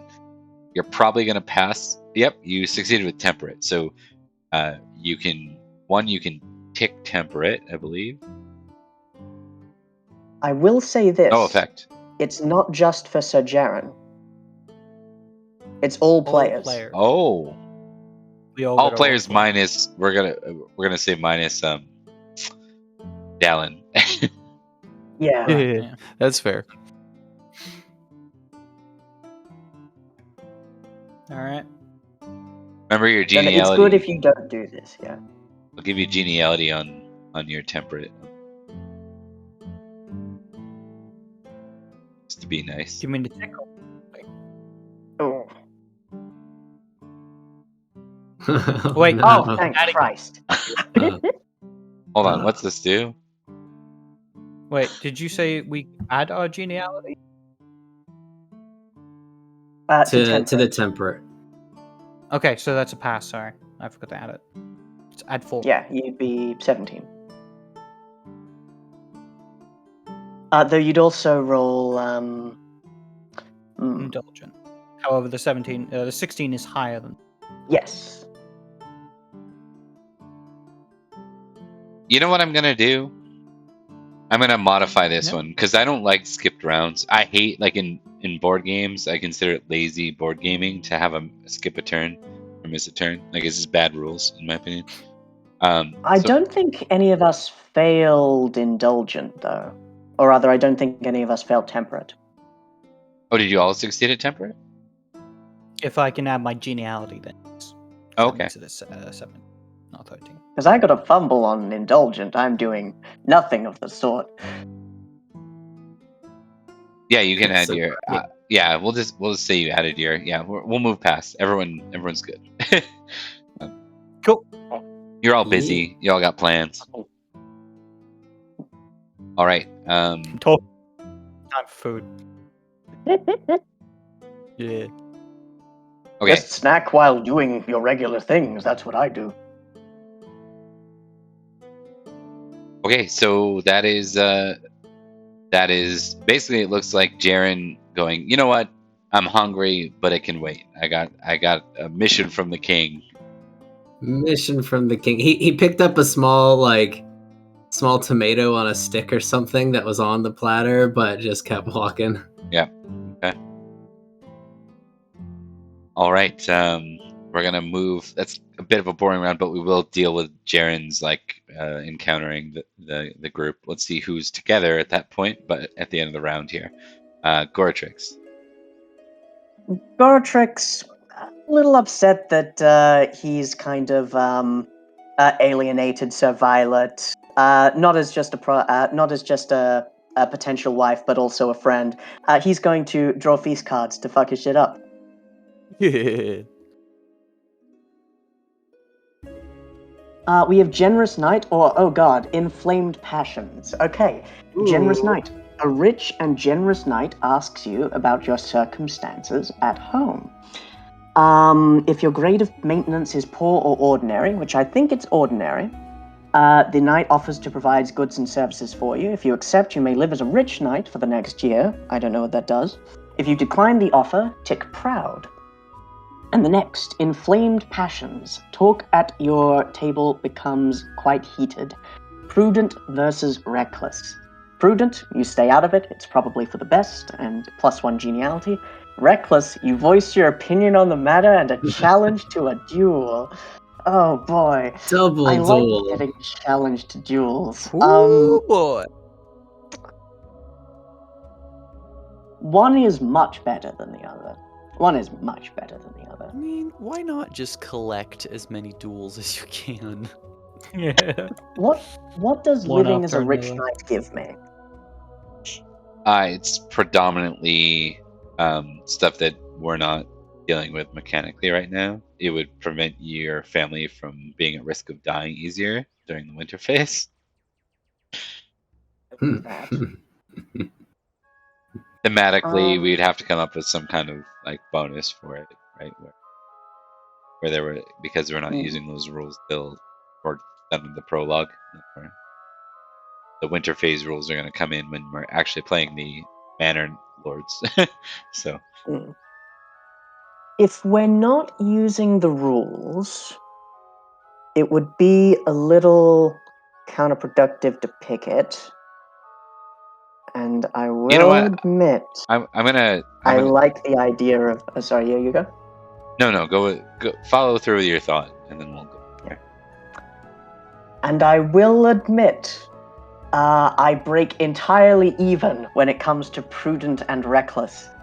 So, worst case scenario, -1 geniality, that's bad. Challenge to a duel, Goratrix might be injured, but he's looking to get out his frustrations the regular way.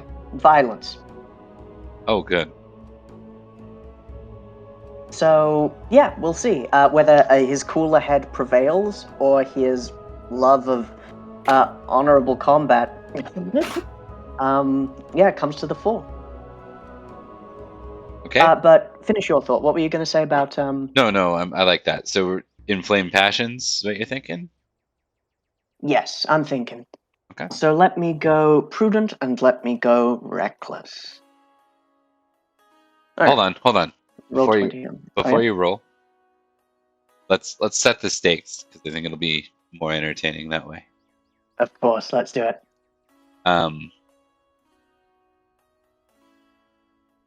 I forget his name. Who was this guy? Jareth. Yeah. Right? I don't think he's here. Merrick, is that who it was? Guy? Which one? What was Merrick, the brother? That's the brother, yeah. Your Of Gareth. Yeah, Gareth, and was it Merrick? That's his name? Yeah. Merrick Ishtar. It was it's your Uncle. not Goratrix though. Your other character, Thomas. What's your character's name? Edric. Edric. Edric's master. His Gotcha. right?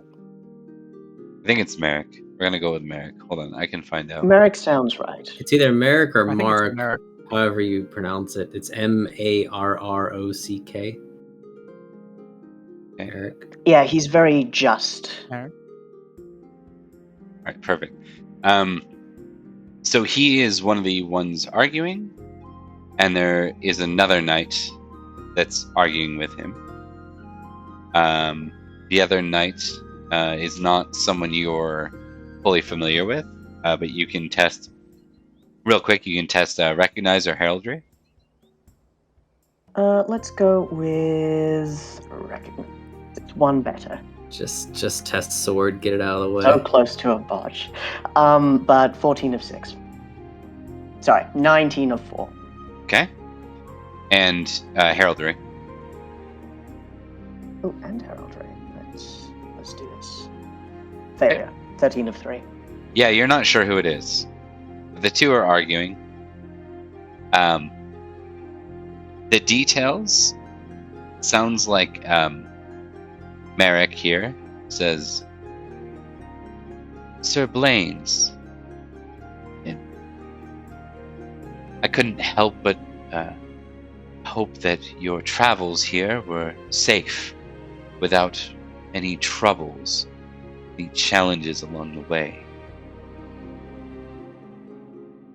And then Blaine's just says, yes, of course, Sir Merrick. Spend some time. Is there something wrong? Oh, no, well, other than having to see to proper burial for my brother, and nearly losing our count along the way. No trouble at all.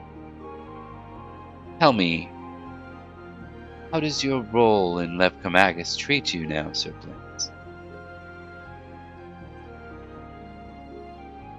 Blaines is just like, oh, things are well. And Merrick says, yes, and you're here for, I believe, the same reason as our count, yes? The hand of Elaine? And Blaine says, I don't know what exactly you're implying with all. You know damn well what I'm implying with it. So it's getting heated very quickly, mostly from Merrick's scenario. You can see why Edric is the best squire for him.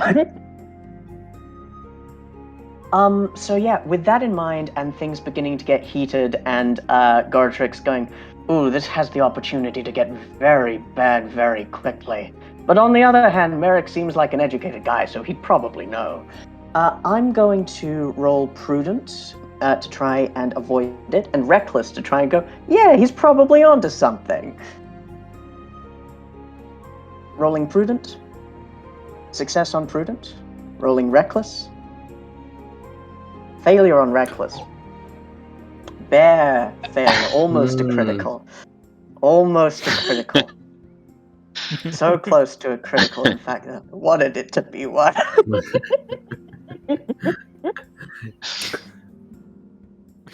All right. Can you add your geniality to it? I don't have geniality, unfortunately. That's the below the salt life. So this means you choose to stay away, or yeah, like you stay out of it. Yes. Yeah.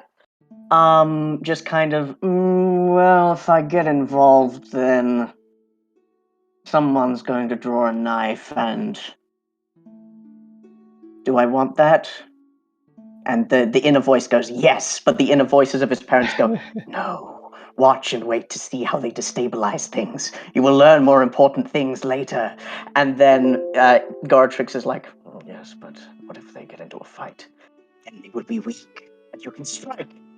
Or not, because they're your friends. Yes, keep eating your food.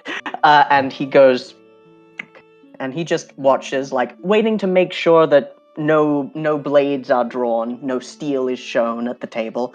He's not going to get into it because he knows that will be a little messy and things are very sensitive right now. Lady Violet comes in and says, sirs, I'll remind you that we're in the king's court, and now is not the time for this. They both nod her way, and then Merrick stands up and says, you'll have to excuse me, I've lost my appetite. He walks away. Oof. Walks out of the place. Stabilizing effort of the court. You could have married that, but no. Comes the voice of his ghost mother. So just a note on that one.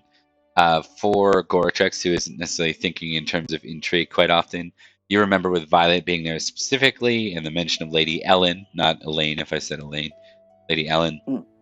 That is who the Count has had his interest in. Yeah. And we were on the train to go and get the Count. To see her prospects. Yeah, and there was also mention of Sir Blaine's being tied somehow to the history of Lady Ellen. Last time you spoke with Lady Violet. So there's something going on here. It's not clear. Well, I'll let you leave it to whatever you've come up with for Goratrix. Yeah. Thomas remembers that. Goratrix goes, well, Merrick's smart, and I don't like the look of him. I bet I could take him in a sword fight.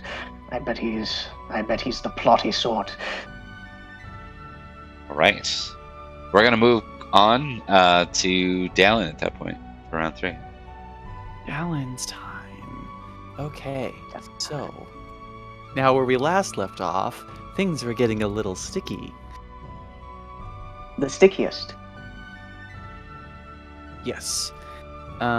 So Dalan has tried to step into the courtyard with Madoc and Lady Raphael. Brianna. Yeah, that one. And Dalan speaks and goes, "Someone is coming. Pretend I was here with you this entire time." You can tell that when he walks in, it's like he's ready to do something, and he says, "Rhiannon, what is the Oh, hello there." He looks excuse over me. to Dalan a moment. Forgive me, sir. Were you looking for your wife? Yes, I was. My apologies. And who are I you was- two, Sir Knights? I am Sir Dalan, and I'm sure you know our young prince here. Yes, that's right. I'm your prince. You owe me your fealty, Sir Knight. What is your name? Wait, I'm confused. Is the other guy not shown up yet? No, this is Madoc talking to Okay, Martinez. erase what Dalan just said. Dalan would have said something. Sorry. Okay, so he goes, "What does it mean for this?" Dalan goes, "Forgive me, my lord, but I'm afraid there's something urgent that needs your attention. Someone is coming, and I thought that you might be able to give me advice on my sister's betrothal." Yes, I suppose I could go back. I've had enough of the night's air tonight. Let us go back inside. It's awful. Like, Madoc is not a good... Yeah. Dalan will turn and very politely nod his head to Lady Rhaenys and go, "I might ask you for your advice as well. I'm afraid I'm quite stumped, but first I need to see the prince. I hope you don't mind the interruption." She doesn't mind her husband. She just looks at you and then nods. Wonderful. Shall we, Prince Madoc? Yes, let's go. I'm tired of this place. With that, he walks out with his chest puffed out, kind of long strides past the other knight as he walks by him. Dodging a bullet before firearms existed. How much of a stretch of I can talk to him privately do we have before we arrive at where we're going? You'll have like a long hallway corridor. So as Perfect. you get out of range, he says, "How much did you see and hear?" Enough that if I was a second later, you'd be in quite a compromising position with that young lady's husband. Well, you saw it. I didn't mean for that to happen. I know, but appearances are a lot here, and I doubt that her husband would have seen it the same way that I would have. Father would have been mad if I killed him. I'm sure he would have been mad if you killed him as well. This is why we're friends. Really is.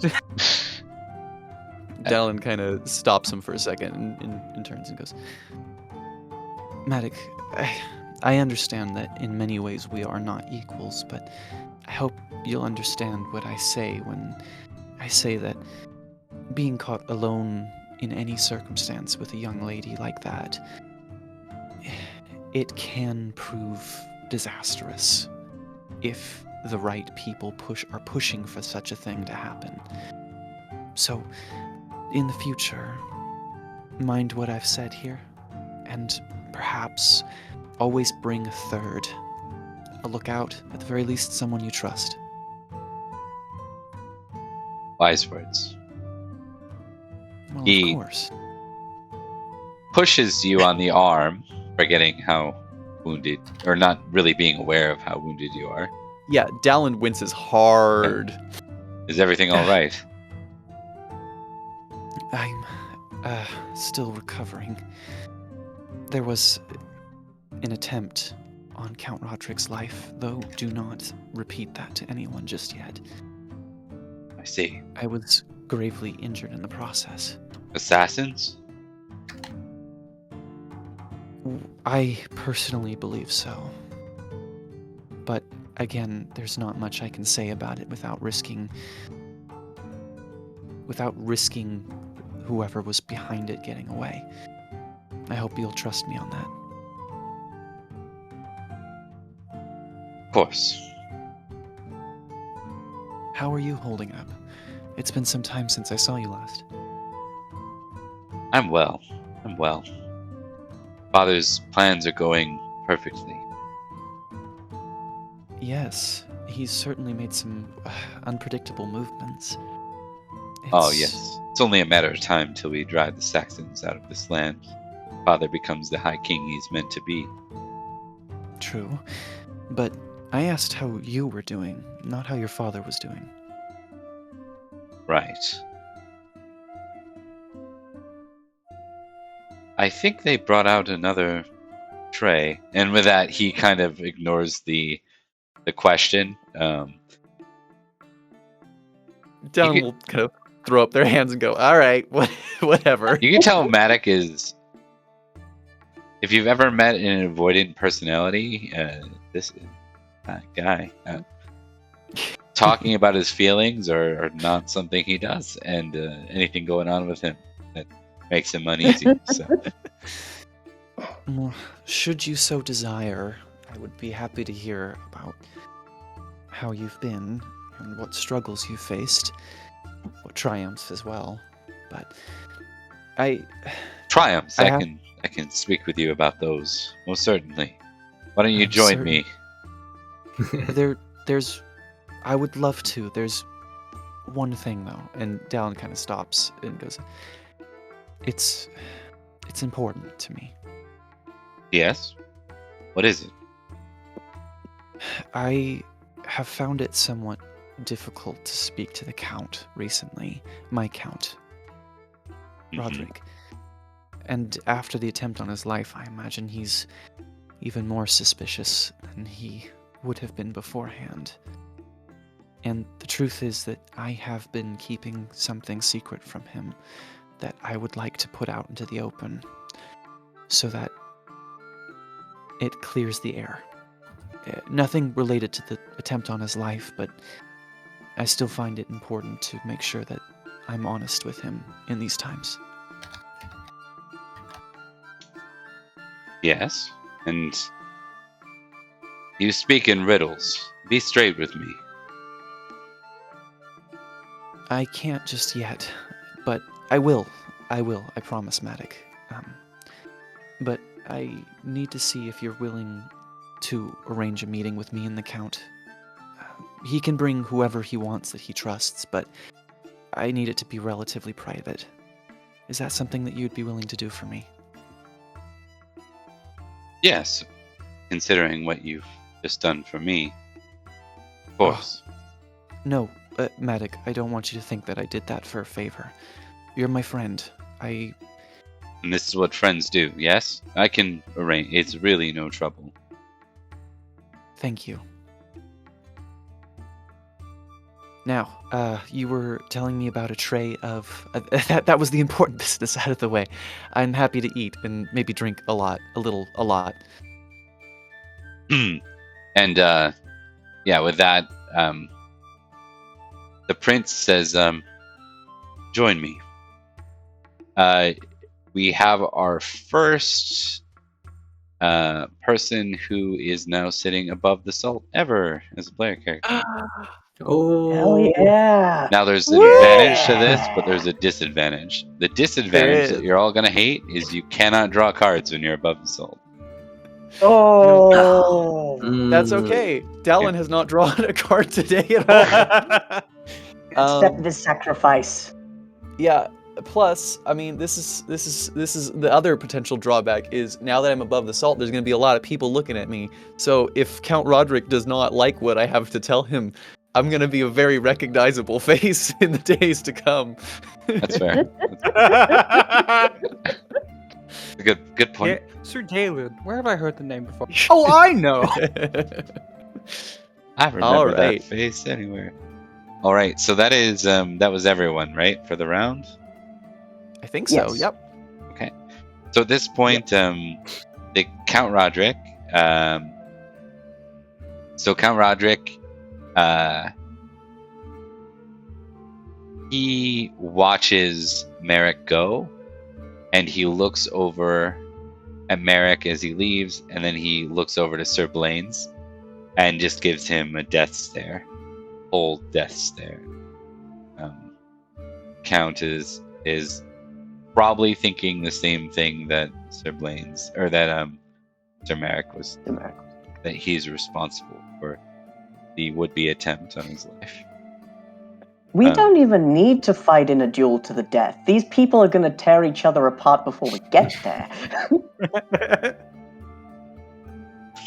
Okay. And then the next piece is Jarren catching up with Edward and Goratrix as Dalan moves towards the high seat.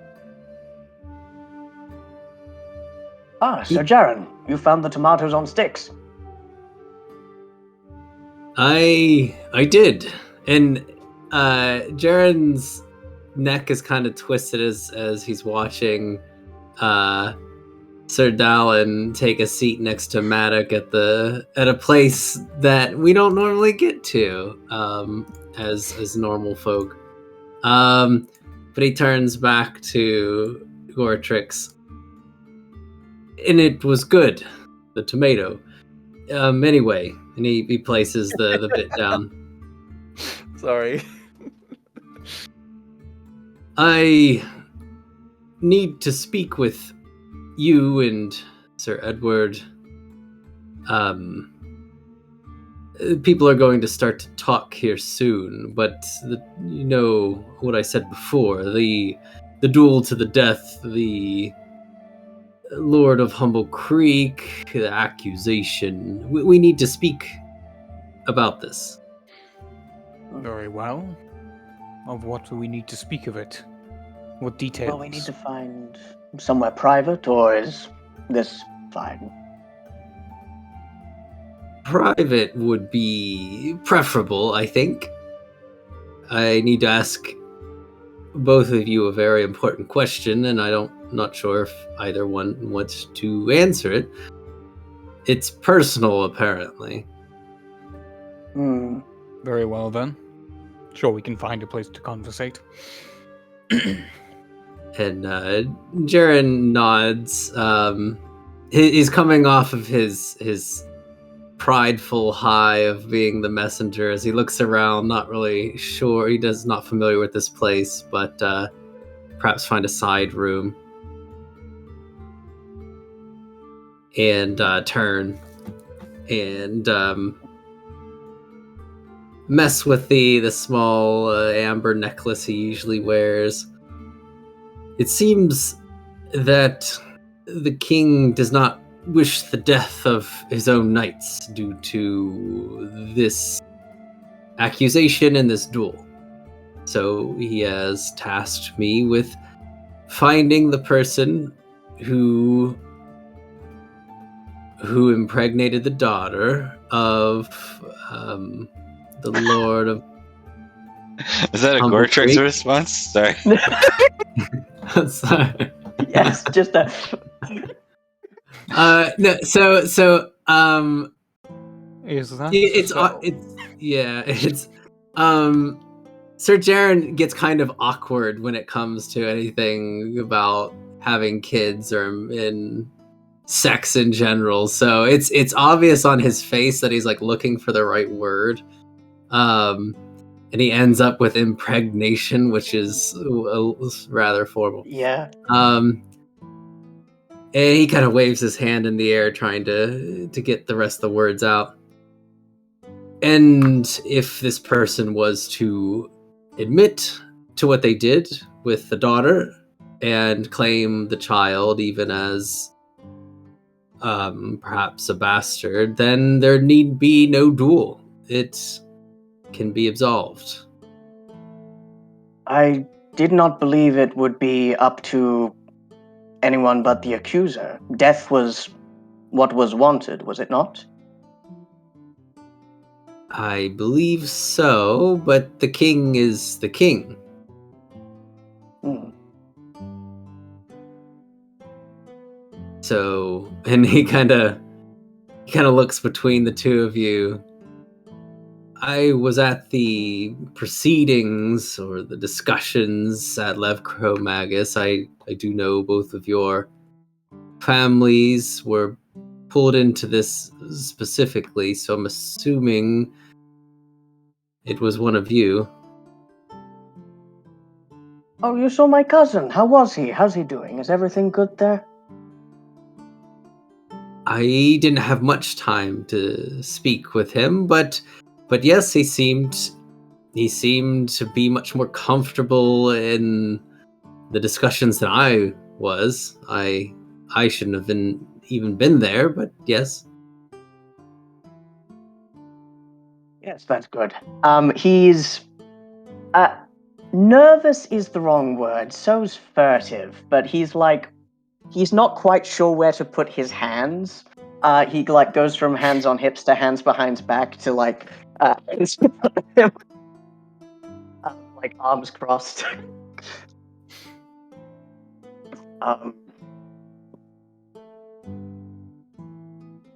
Edward is just stony faced through this whole thing, completely done with this entire conversation.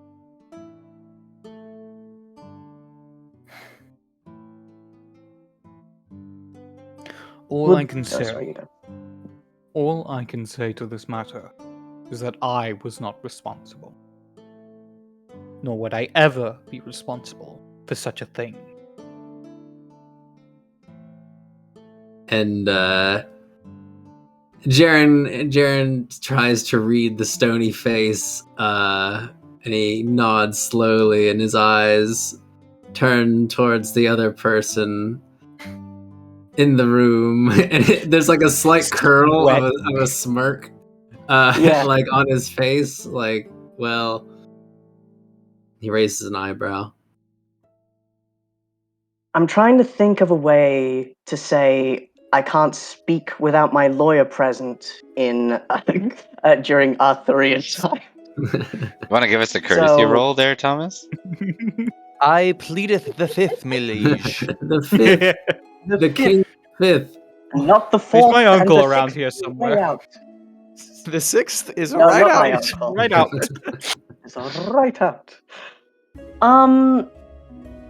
You know what? I will roll a courtesy roll, because I know what I'm going to say in my head. It's just, if I fail this, it's going to come out a lot more clunky. Fail, but not a botch. Wait, what's your geniality? Yeah, not a botch. It is 1, I believe. So it will be 5. Okay. That is to say, it would be imprudent for me to comment on things which affect the entirety of my house without first consulting with them. Right. And Jarren nods, but the smirk on his face is now a smile. And Goratrix blushing, by the way. And the smile's there, and he says, yes, right. Well, I think either it happens today in admission, or a duel happens today and someone dies. The king doesn't want to lose a knight, especially after we've just lost a few. He has plans and he needs knights. Then I would suggest he conversate with who is accusing us. Neither of us wish death in this scenario. Indeed. Have the representatives of Humble Creek come here? We could sort this out easy. And how would that be sorted out easily? We would fight to the death. Right, never mind. Yeah, I believe it was Yeah, that's attempted to the thing be. to be avoided. Yes, I believe it was already attempted to be sorted out easily before, and that's where the duel to the death was declared. But I can, if nobody here wishes to attempt to follow the king's will, then we can give him the bad news. I suppose I can. I do not want you in trouble, Sir Jarren. In much the same way, either way, this will affect many families within Salisbury, one way or the other. I must say... Jarren, would you Yes? allow me and Goratrix to conversate privately? With you Of course. out of... Of course. I will say before I leave, and Jarren moves towards the door but turns back. He nods with his head towards the door. Many are already talking. Words, gossip, the like. And they are already narrowing down the possible men who could have done the deed. I think it's only a matter of time. And the smile's no longer there, but he nods and heads out. Edward waits for a few moments, listening for the footsteps. You hear like fake stomping outside, and he's like, "You're still there." To the door. No. At which point he just turns to Goratrix and say,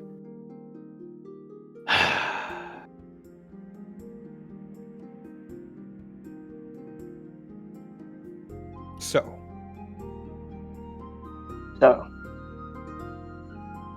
had I known that you would be accused of it, I don't know. I would never have done it. to be honest, I do not give a shit that people accuse me of this. It is not surprising. I expected as much, to be honest. But the fact that you have done this is, quite frankly, made me incredibly angry. And with a grasp of empathy, which is within Goratrix's wheelhouse, and a grasp of logic, which is slightly normally outside, Goratrix goes, "Yes, I can see how it would be a sensitive subject, one close to you." In either case, whether or not this bastard child is claimed, I do not think it will change much in the long. The only people this will affect will be you and your family. So you are left with an important choice here. I cannot say which would be a better option. Either to claim the child or leave it to be raised by its mother in its house.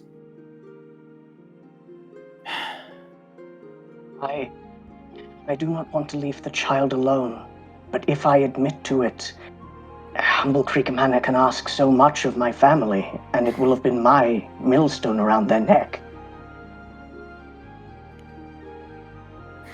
At least in duel to the death, I know what will happen. Oh, sorry, you go. No. The honor that we hold would proclaim that you would take responsibility. But at the same time, our honor claims that you must protect your house and their interests.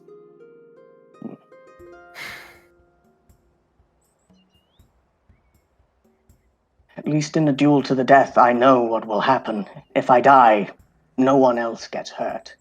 And I will most likely win. But at the same time, I do not want to weaken my kingdom, go against the wishes of my king. I don't know what to do. I want then to ask you. Forget the bounds of honor. Forget all that binds us as knights. What do you feel in your heart is the choice?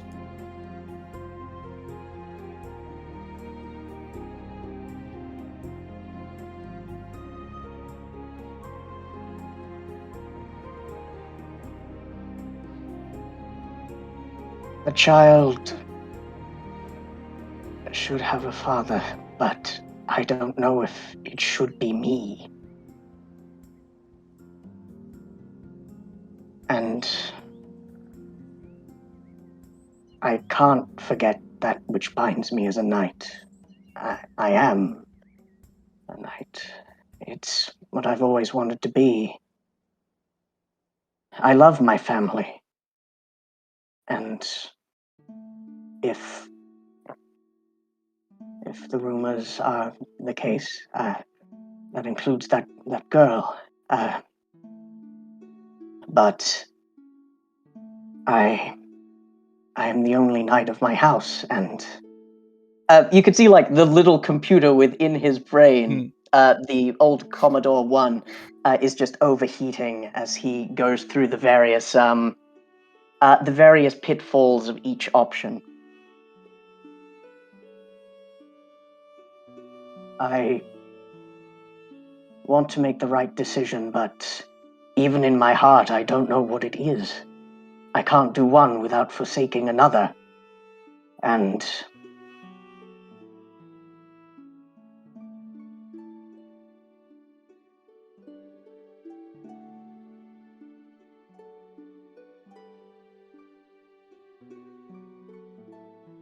if my family were here, they'd know what to do. They always did. Most of my forays into court when I was with them was them telling me to be quiet and listen. And The other option would be to legitimize the child. I would want to, but then Come at its own cost. yes. In a perfect world, I could do that. I could take the child into my own house, and I could. The child's mother, I could marry, I suppose. I didn't know her that well. And then Humble Creek Manor would not leverage anymore. We do not live in a Payment. perfect world. No, we don't. The Winterbourne Stokes are not a rich family, and mismanagement, which I can't take credit for, has made things complicated. We may not survive. I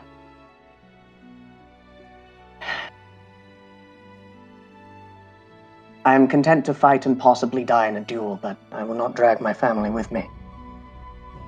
That said, out of the two possible suspects, one is very much more likely than the other. I will not pretend that I have been anything close to subtle. Rumor will always have its own weight. In either case, we are both implicated. And you are my friend, Goratrix. So I will stand with you in this, whatever the outcome. Thank you. Perhaps there is an option where a child may be taken in, but a wedding not be made. Some way to wipe the slate clean, if it were. Maybe, and that could even perhaps be leveraged in another way. Out of character, I wish Edric's blame the Saxons idea caught more fire. because then Goratrix would say, well, yeah, we all hate the Saxons, we can go with that. But it certainly would have worked if anyone here represented that, but that's not it's not going to be Jarren, and they ignored it. Yeah.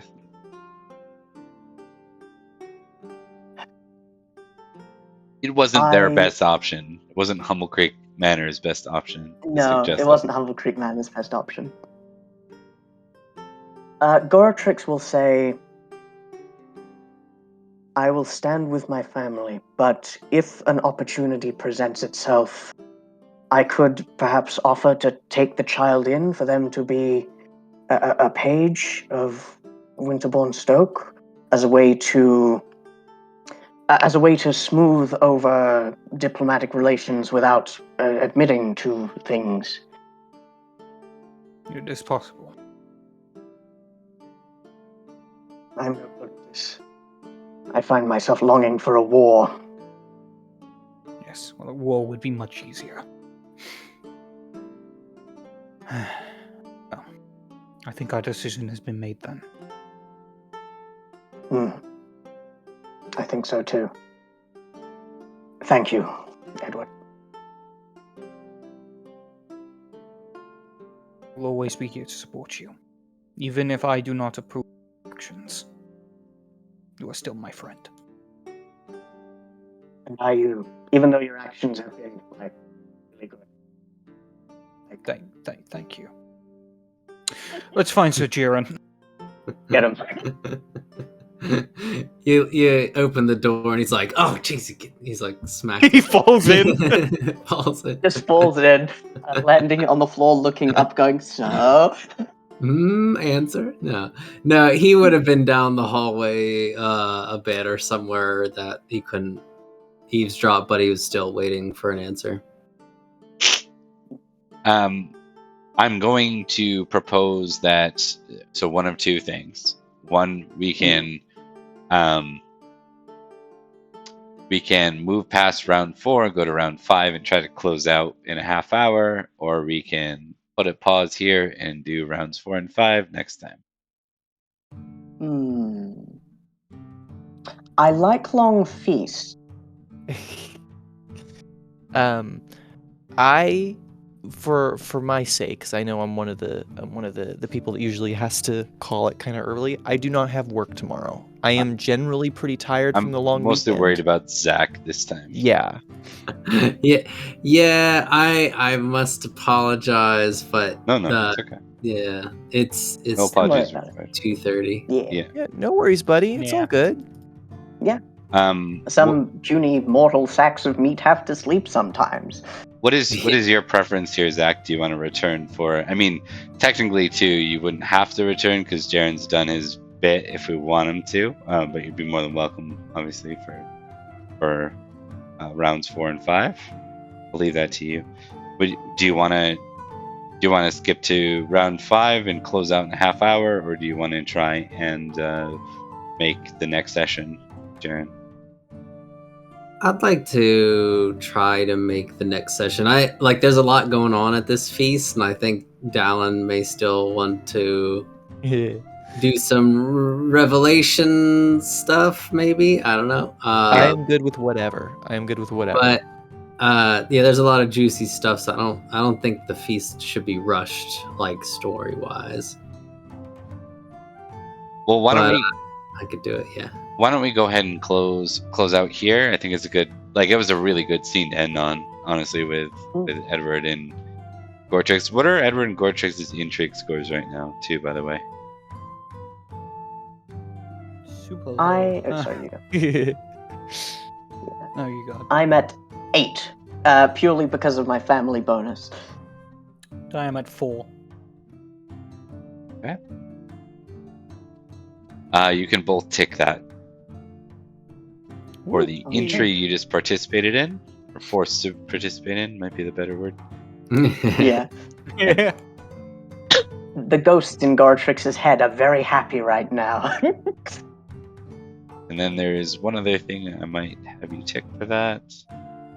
Checking. Yeah, you can both check honor.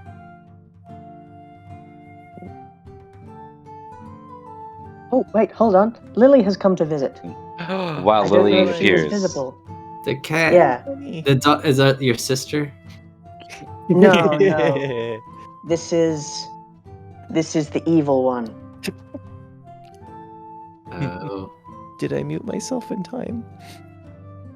Or I what? don't know. What did you not want us to hear? If you didn't hear, then I guess my sneeze was not captured, so we're good. You're good.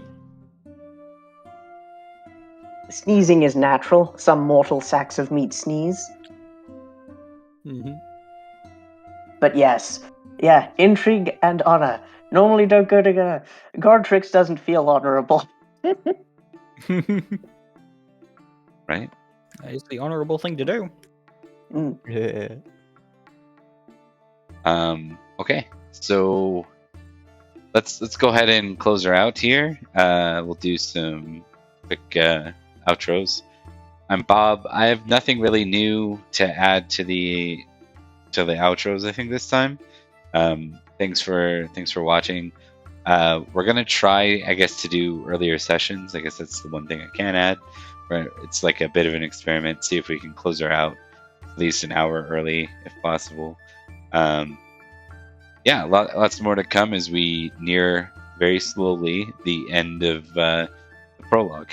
I think I want to say that I love when people contemplate the complexities of honor, and I think the conversation between Goratrix and Edward there at the end might be one of my absolute favorites. That kind of What honor, a great scene, yeah. yeah, Mm. that duality of honor, like protecting your family versus doing what's right, is sort of like one of the most conflicting sort of contrasts I've seen in Legend of the Five Rings and Pendragon, Song of Ice and Fire. It's so rad to come from Edward too. What an interest! Like, I don't know if Goratrix would have gotten that other perspective from anyone else. So it's so interesting to see that. Very good stuff, both of you guys. Yeah, agreed. Yeah. All right, and excellent roleplay all around, guys. That's my outro. Just pumping everyone's tires. I'm gonna move on. Thomas, your turn. Okay, I like tire pumping, but if my head gets any bigger, it shall explode. I am Thomas. I have been Sir Goratrix. Goratrix he's having a time, but he's going to get through it with a little help from his friends. I have nothing. I'm a digital ghost. Do not perceive me, but you can find me here, and occasionally on Bonway Lane. And that should be everything from me. Mark, you're preparing something. Oh, it's me. Oh, hello! I didn't see you there. I was just checking out our handy-dandy Discord. By the way, did you know we have a Discord? Come join us. You can see lots of shit posting and memes and other fun shit like that, as well as get a reminder whenever we go live. And yeah, I have been Mark. I hope you all have enjoyed watching us. And I can be found somewhere in places. If you find it, you get a prize. There we go. Fair enough. And Liam. Hi everybody, I'm Liam. I played Sir Dalan of Durnford today, and I had a wonderful time with our epic feast time. You can find me places that I will tell you how to find me, so there is no prize except for maybe hearing things that I say. I've got a Twitter at Darth Coakley, and a Twitch of the same username. I stream and say funny things occasionally on either one of them. And I will have a YouTube channel up pretty soon. I've got one, but it's not ready for the public yet. So, but yeah, that's me. I had a wonderful time, and I'm looking forward to next week. And last but not least, our guest, Zach, who's super late for. Thanks for staying along. Yeah, no problem. I played Sir Jarren, Slayer of 4-year-old Knights, and it's a lot of fun. It's fun every single time, no matter how late it gets. I mean, tomorrow I'll suffer a little bit, but it's always worth it. Yeah, so we'll see about starting at 8 so we can close at 11, aka 11 and 2 a.m. your time. So, but yeah, we look forward to seeing you all next time. Thanks for watching, and see you next week. Yeah. Farewell. Goodbye.